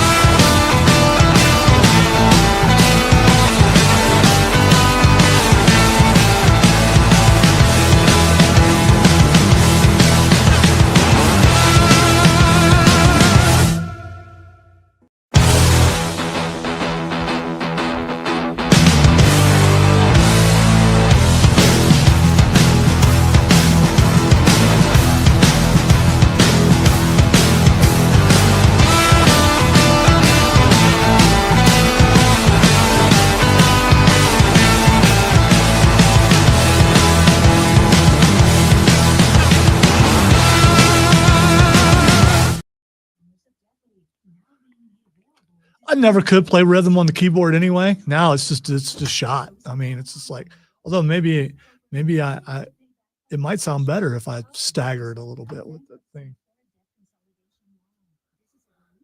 James, you need to get that contrarianism looked at. Rob's on medication for it.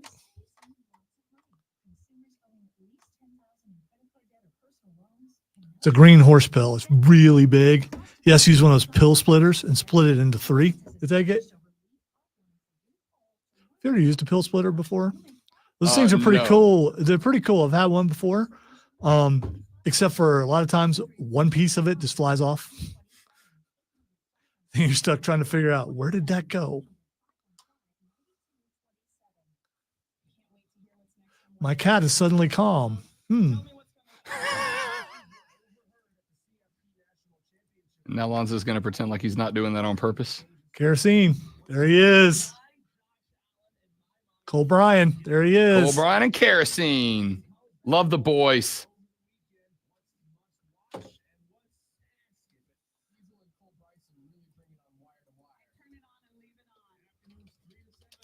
We're all about family here now.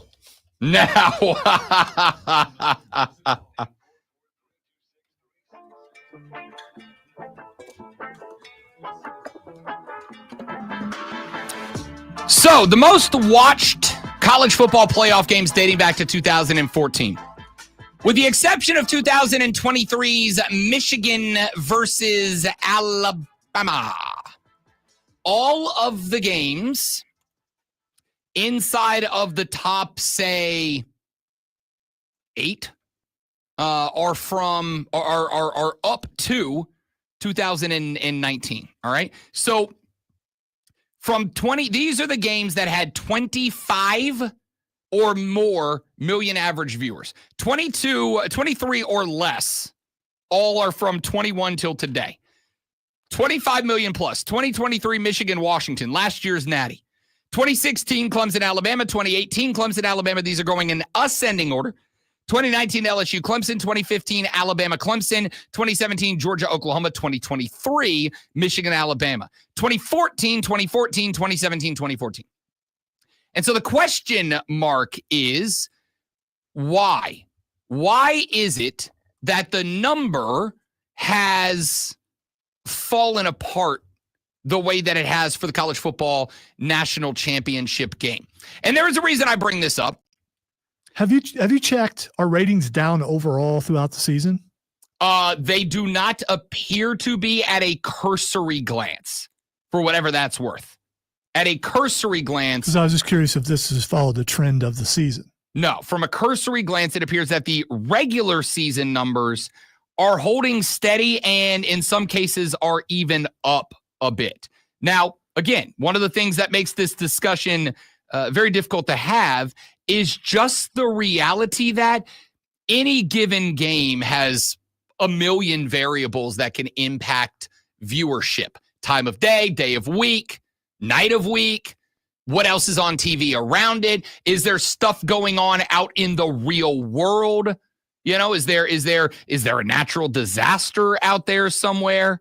Like, what is happening? But I think there are some football things that have to come into the discussion. Here's a couple of them. 2015, 45-40. Alabama knocks off Clemson. 2016, Clemson gets revenge, 35-31 over Alabama. 2017, Alabama gets back on the right side of things, 26-23 in an overtime win over Georgia in Atlanta. Here are the scores of the Natty since then. Great one. 2018, 44-16 Clemson over Alabama. 2020, 42-25 LSU over Clemson. 2021, Alabama 52-24 over Ohio State. 2022, 33-18 Georgia over Alabama. 2023, 65-7 Georgia over TCU. 2024, 34-13 over Michigan. And this year, 34-23 Ohio State over Notre Dame. But do have to mention in the discussion that many of you, including almost me, and if I get up and walk out on a game, it ain't a great game, okay? It just ain't a great game if I walk out on it. I stay up late for football, all right? It's a toxic relationship. I stay up late. If I walk away from a game, it's got a problem. I almost walked away from that game because after the first half, Ohio State clearly had the game in hand, and then they opened up the second half with a 5-play tutty drive, and it was like, oh, ball game, bangering, let's go to bed. The Buckeyes are winning this thing, yeah? I think there is a problem with the college football playoffs, though, and the problem is that we have now gotten, dating back to 2018, 0 competitive national championship games. You add that into the fact that they are played on a Monday night, and people got work. I was reading through the college football subreddit yesterday about the ratings, and there was a large number of people that were making comments about how, if that game was on a Saturday night, I probably would have finished it, even if it was out of hand. But it being Monday night and me having to go to work on Tuesday, and it was a blowout, I had to go to bed. I had to walk. I had to get out of there. A lot of people said, I went back and I watched it the next day because I didn't know it was going to get close. But I also know a lot of people would not go back and watch it the next day because you already know who won. And most people I've interacted with, I think I'm comfortable saying this, most people I've interacted with have told me, because I've had this conversation many times, that if they know the score to a game, they are not going to go back and watch a replay of the game unless it's their team, right? And they won. So I think the issue here, because Michelle Beadle and Cody Decker, and I know Deck's off tomorrow, but next Saturday we'll probably have this discussion, because Deck said on our show, Bet for the Cycle, which is every Saturday from noon to 4 on the BetQL Network, #shameless self-promotion.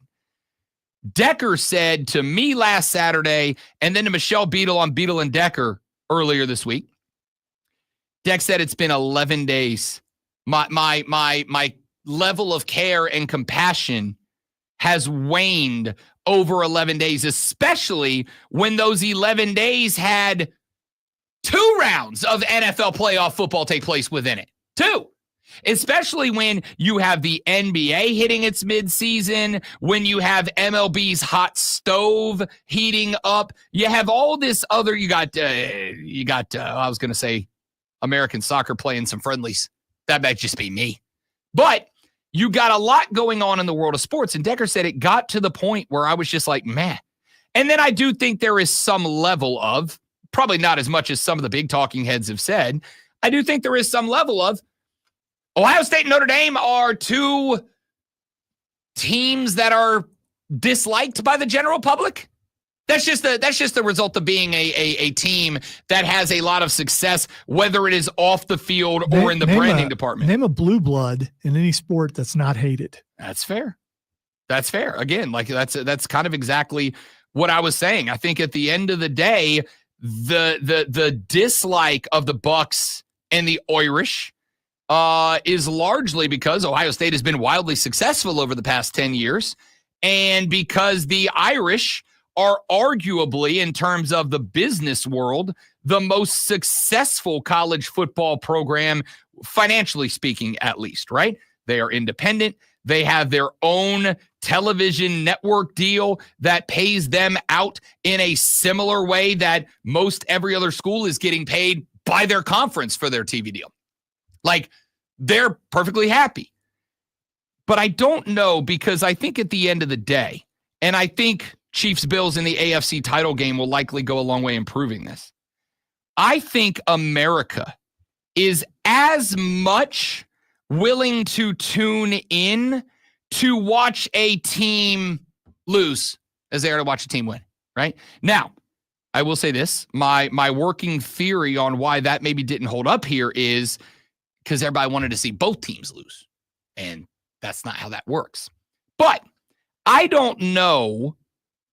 I'm sure that there is some level of credit that will be given or should be given to the fact that we had an 11-day wait, that had a pair of NFL playoff games wrapped up in it. I am sure that had something to do with it. I am sure playing it on a Monday night had something to do with it. But I think if I had to guess, and I could be very wrong, and those of you out there in Radio Land, send me a text to 844-326-3663 or give us a call and let me know if my theory holds any water with you. If this is maybe you or it's maybe not you. I also think, because Joey B and I were texting back and forth during this game, and when Notre Dame got their third 3-and-out, I think it was, I texted Joey B and I was like, yep, Buckeyes about to blow this one wide open. And he wrote back and he went, yeah, I think that's it for me. And I said, yeah, it might be for me too. I have to know what happened in this game, and I still might call it a night. I have to wonder if the ratings decline, which, by the way, I don't think I've said this yet, was a 12% decline of the ratings. 12%. That's a big-ass number, dude. All right. I don't know that you've mentioned what else was going on that day that could have had something to do with the ratings. There was the presidential inauguration, which they had coverage of that still going on forever, the parties and all that kind of stuff. Sure. And that could have factored in. But all of the pomp and circumstance, and that's not to say, listen, we live in a world of 24/7 news cycle. Sorry, 24/7 opinions disguised as news cycle, right? But the inauguration was well over at that point. I mean, there were like parties and stuff happening in D.C.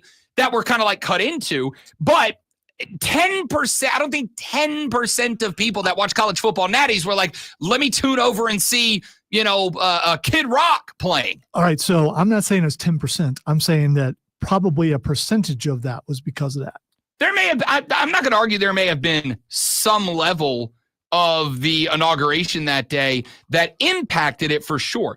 But 12% in a TV exec's eyes, if a television show was to lose 12% of its audience, they would be moving that show towards the cancellation block. Yeah, I get everything you've been saying, but throughout everything that you've said, all I know is that Ohio State won the well, we're not talking about you right now. Yeah, well, it's my story. So and that's fair. The thought to me was bigger than the game being on a Monday, bigger than the game being played late at night on a Monday, bigger than all of these variables that we have discussed so far, is the fact that the college football playoff national championship has been uncompetitive since 2017-18. The overtime Alabama-Georgia game was the last game that was ever in doubt. Every game since then. So if we have gone 2018-19, 19-20, 2021, 21-22, 22-23, 23-24, 25. What is that, 7 years in a row? 7 straight games that aren't competitive? It would make sense that when Ohio State goes up 3 scores and Notre Dame has nothing working and it's Monday at 9 p.m., people would go, I got to get up out of here. Here's the thing. What do you do about it if you're college football? What do you do about it? You got a 12-team playoff. What do you do about it? I don't think there's anything. I think college football has 2 options. Move the entire college football calendar ahead 2 weeks and play that game on like January 3rd, or nothing. Just play it the following Friday. If they would have done that, everything would have been fine. See, I said this last week. They're never going to play. They would rather let it sink slowly on Mondays because Friday is a death blow for television. No one, it's just the ratings aren't there. Every TV show you've ever watched that got canceled, its last few episodes were on Fridays. There's a reason for that. Yeah, Urkel has something to say about that. Stefan Urkel. Wrapping up the show after Uncle this. Jesse has something to say about that. And the Rippers. Back after this on the Rob Brown Show in the Fan Upstate.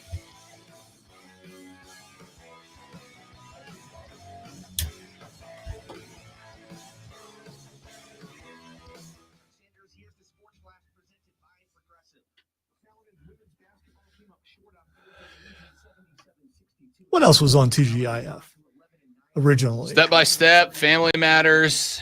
Was Cosby Show on that? I don't think so. I I, know think you're not- Cosby Show was done before TJF really got heated.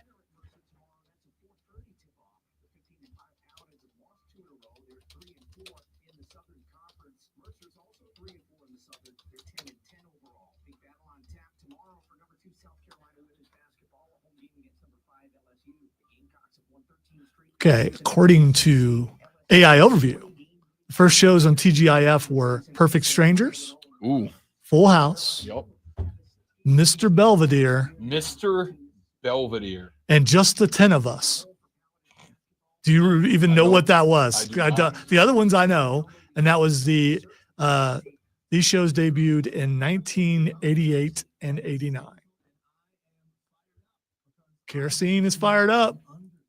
Well, he's a degenerate gambler now. Just the 10 of Us, a spinoff of Growing Pains. Just the 10 of us. We ain't got enough room, just the 10 of us. Well, you know who had room for 10? The Waltons. So, are you saying that because I have told you recently Yes. about what's happening? Yeah, you can't remember that. You told me. But No, yes. I thought I did, but I was like, You talked about it on the air a little, if I recall. Yeah. I have heard "Good Night, John Boy" more times in the past 5 days. Anytime I would stay all night with my cousins, where there was 5 brothers, then me and my sister were there, and sometimes friends would be over there too. That would be the thing before we went to sleep. Their mom did not like that.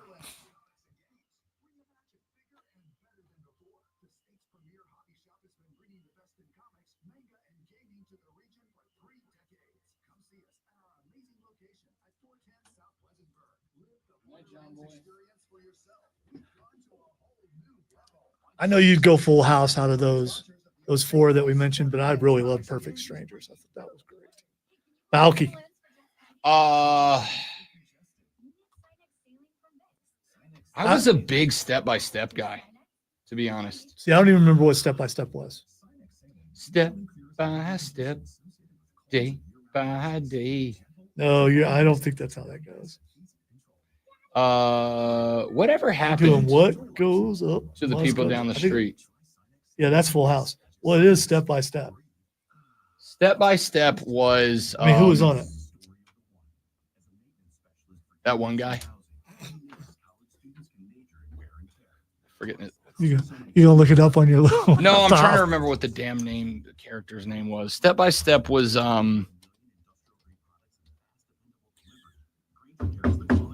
the creepy singer dude, his dad, It looks Alan like- Thicke. No, Step by Step looks like. I mean, they're showing. It looks like Patrick Duffy from. Maybe I'm thinking of a different show. Patrick Duffy from. Oh, you're right. No, I'm thinking of a different show. Yeah. What was Alan Thicke's show? That was Growing Pains. Was that Growing Pains? Pretty sure. Yeah. No, he was the It dad was for. Growing Pains. Yes, it was Growing Pains. Okay. This show is Ferris Bueller Suzanne Summers was in Step by Step. and Patrick Duffy, who was from Dallas. Yes. Who was I got my Patrick Duffys and my Alan Thicke. JR's brother on Dallas. What was his name?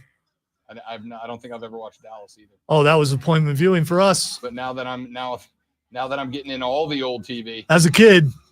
When you have one TV and the 3 channels and stuff, you watch what mom watches. So we watched Dallas. Bobby. I think his name was Bobby.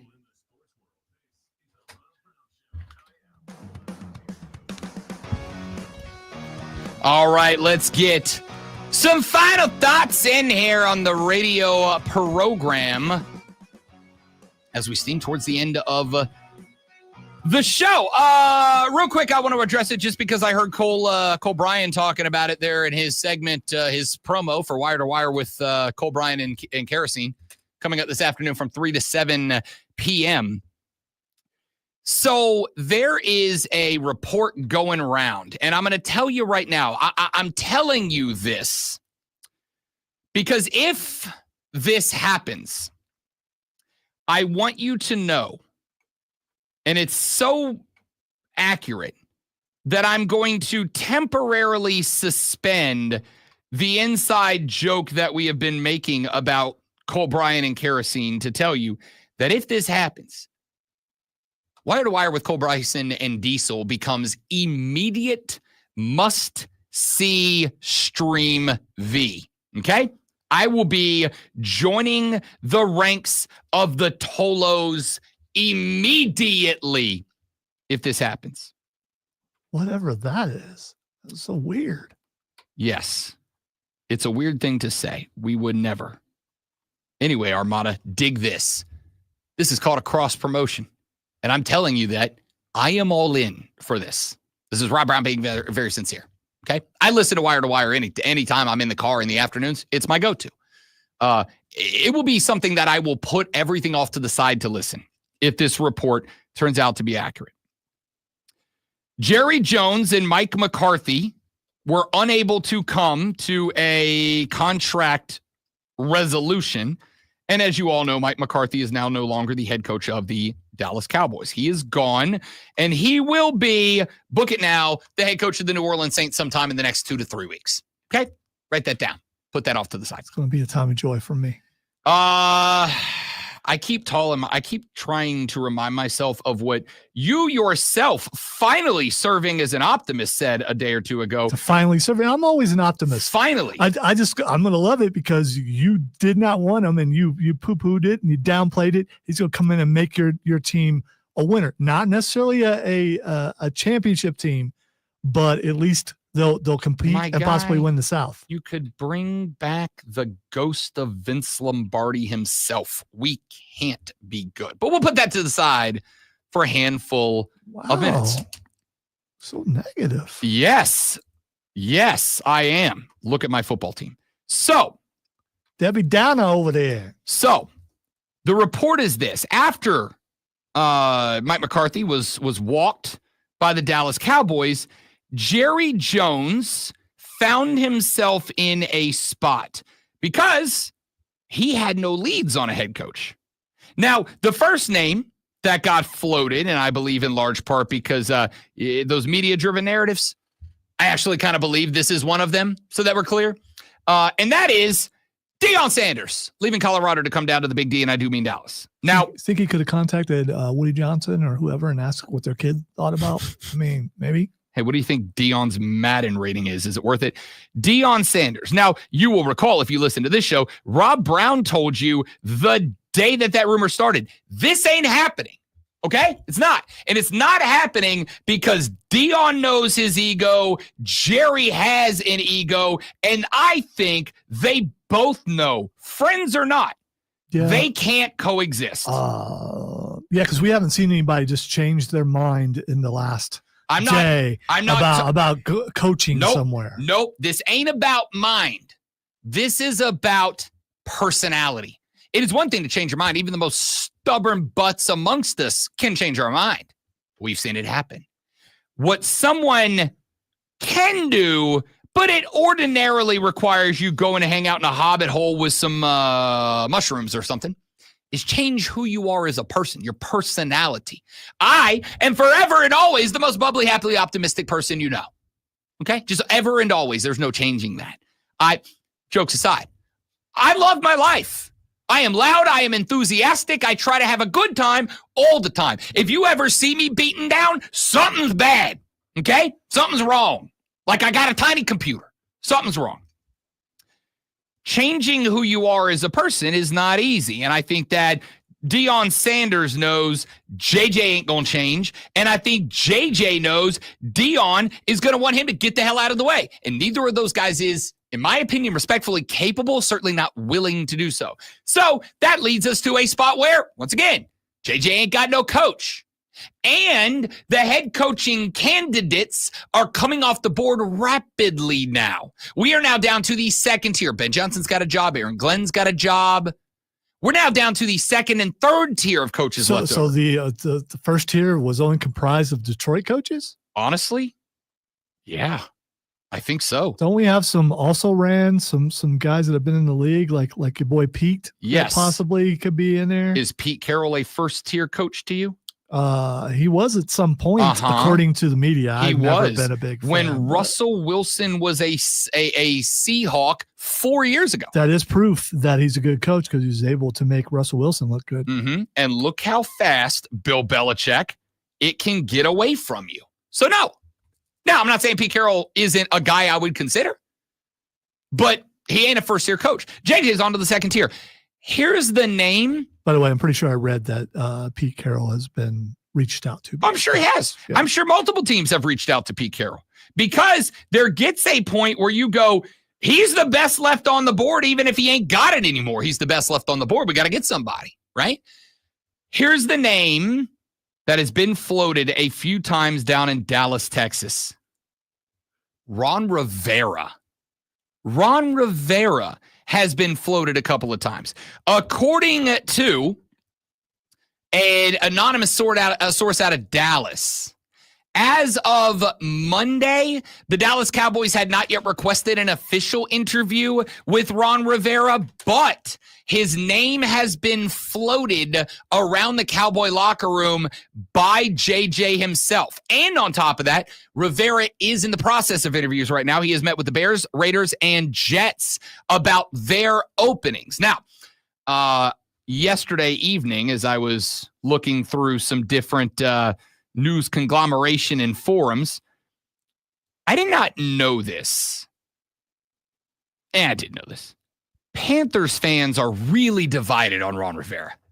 Like a lot of Panthers fans believe that the Cam Newton era Panthers had Super Bowl couple times potential and were dragged by Ron Rivera. Right. If you look at his record with the Panthers, if it would have been anywhere else, he would have gotten fired a whole lot sooner than he did.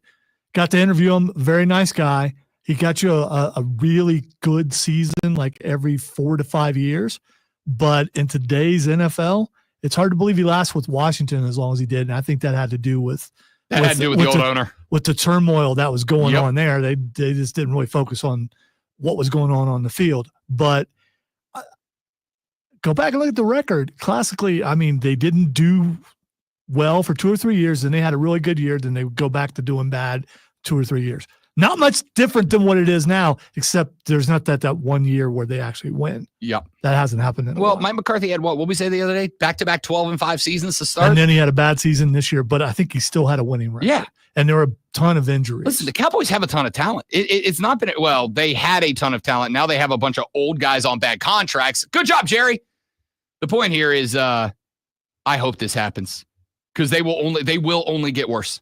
They will only get worse from that point. And at some point, because that'll be another Jerry hire, Jerry's going to have to stop blaming the head coaches at some point. He's just going to have to own it. The point of all of this is not to get into break down the Dallas head coach searching process or who their prospective next head coach might be. The point of this is if they hire Ron Rivera, I'm going to come up here and sit in the corner of that studio just to watch Cole Bryson for about a week. He might not be okay. Why would you do that? You'd be seeing him from behind. You want to sit over there and be able to watch the look on his face. Or do you think you see the trembling start before the breakdown happens? It's just the point to point out that Cole Bryson's going to have an active breakdown on the air. And I kind of want to be here in person to see it. That's all. Nah, he's used to it. Bills by 3, Commanders by 3. Okay. I don't know why you did that, but okay. Because I didn't do it in the segment. Okay. I probably should have. Yeah. I'm going Chiefs and Eagles. There's going to be a rematch. Me against the world and stuff. All right. The first thing is actually, let's get to the big one right away. You and the Swifties versus the world. Yeah. Well, I tried to get someone to come down here, but they're not in the building Taylor? right now. They're not in the building right now. The other big Chiefs. Well, she's on tour still. The other big Chiefs fan in the building. Oh. I mean that figuratively. So you don't know who the other. I have no idea who you're talking about. Come on, man. Stoneman is a huge Kansas City Chiefs fan. I genuinely did not know that. He's worn jerseys in front of you. He wears jerseys all the time. I thought he was just a jersey he wears guy. Kansas City Chiefs jerseys. I honestly, and this might just be because I'm dumb, I don't ever recall that. By the way, they worked in Kansas City for a while. No, I know that. He's went to Kansas City to see a game from here. Didn't know that. Yes. All right. He's tried to get me on a plane to go do it, and I said no. Well, I'll go tell him about the secret. I don't think he's here because if he was here, I had tried to get him to come down here and be and be on the show. But he's lights out, yo. All right, so the big one. Let us talk about the big one. The big one, not a big one. No, it is, and it delves into a place where we don't normally go, but we have to. YOLO. Jennifer Aniston is Xing. Jennifer Aniston. Oh, you don't know? I don't know. Oh, dude, you don't know. Jennifer Aniston. How could you not know this? The rumor out there, and she is now. She slept with Pete Davidson. Oh no! Oh, Let's okay. go higher. Than Pete Davidson. Let's go higher. Yes. She slept. It's a slept with rumor? It's a hooked up with rumor? Yes. It's a hooked up with rumor. Donald Trump. You're close. Ooh. Elon Musk. No. I have no idea. Think a different ethnicity. Barack Obama? Yes. Get out. Dude, it is everywhere. I can't believe you haven't seen this. I literally have not. To the point where she has gotten rid of all her social media and everything. Yes. Because the rumor is that he and Michelle are breaking up and Jennifer Aniston is right in there. Wow. Well, she has. I mean, she wasn't at the inauguration, and Obama was. That's interesting. You didn't know that? No, I swear to you, I did not.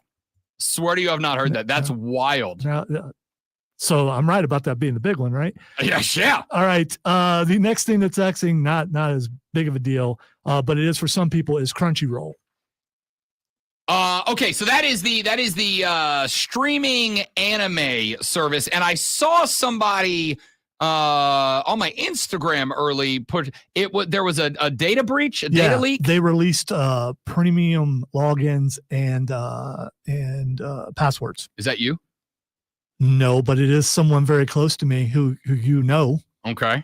Yes. Okay. Yes. That's not great. Yeah, I don't know that he's on that list, but he definitely has premium account. They're out to get the animators. No, they're going after Pappy, I think. That might be it. All right. The next thing that's Xing is, I mean, that sucks when they put names and passwords out there. The next thing that's Xing is Alexa Bliss.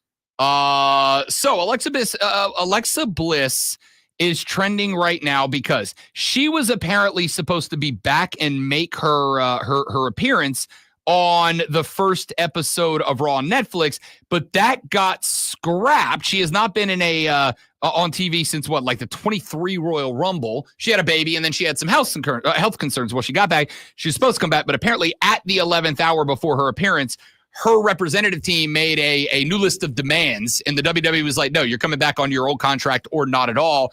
And she has since now disappeared again. She was wiped from other social media and all that. So there's a discussion about she comes back. And if so, does she come back at the Rumble or is she done at all?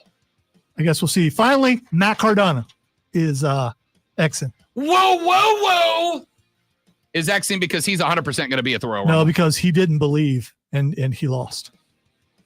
That's right. He showed up last night on a live TNA and wrestled Joe Hendry. I was just waiting for you to say that. I know. That's why I hesitated. Royal Rumble just a couple of weeks away. Can't wait. Y'all shout out to Chris Miller. Shout out Chris Miller. What up, big dog? Thanks for coming by. Thanks for being here, everybody. Hope you enjoyed the show. If you didn't, sucks to be you. Come back again on Monday. We'll try it all over again. My name is Rob Brown. He is a great one, Lonzo. We will see you back here on Monday. It's the Rob Brown Show. It's the Fan Upstate. Later!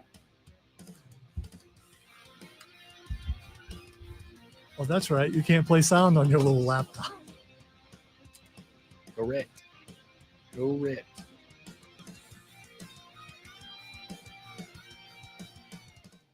By the way, Kane, I picked the Chiefs to win. I'm definitely an optimist.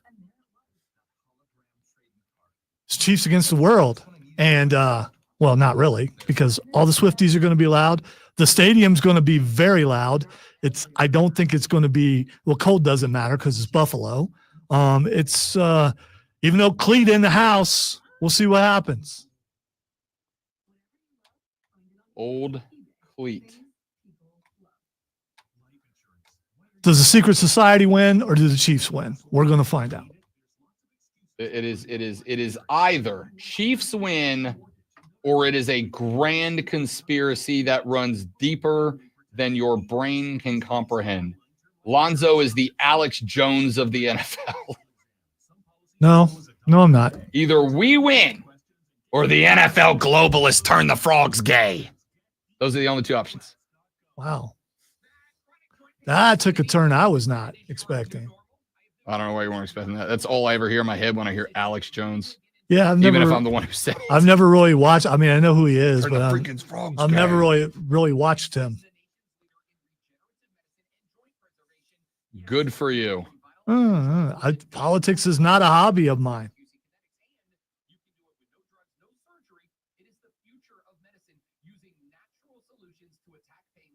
I'm into video games and comic books and sports. Sports. Go sports. All right, dudes, I got to go record like 90 promos and then go home. If you will be at the Greenville Swamp Rabbits games tomorrow or Saturday, holla at your boy. I'll be there yelling into a microphone for a lot of the times. Come find me. If you're not going to be there, see you back here Monday, I guess. Yeah, Joe, I'm not gonna be invited to that. Rob never takes me anywhere. Yeah, no, Lonzo's definitely out of the Broadcasters Association of Screw the Chiefs Club. Yeah, I need to come up with a better anagram. By the way, tune into if you get a chance, tune into the Upstate Pulse tomorrow. I got a big surprise. Patrick Mahomes?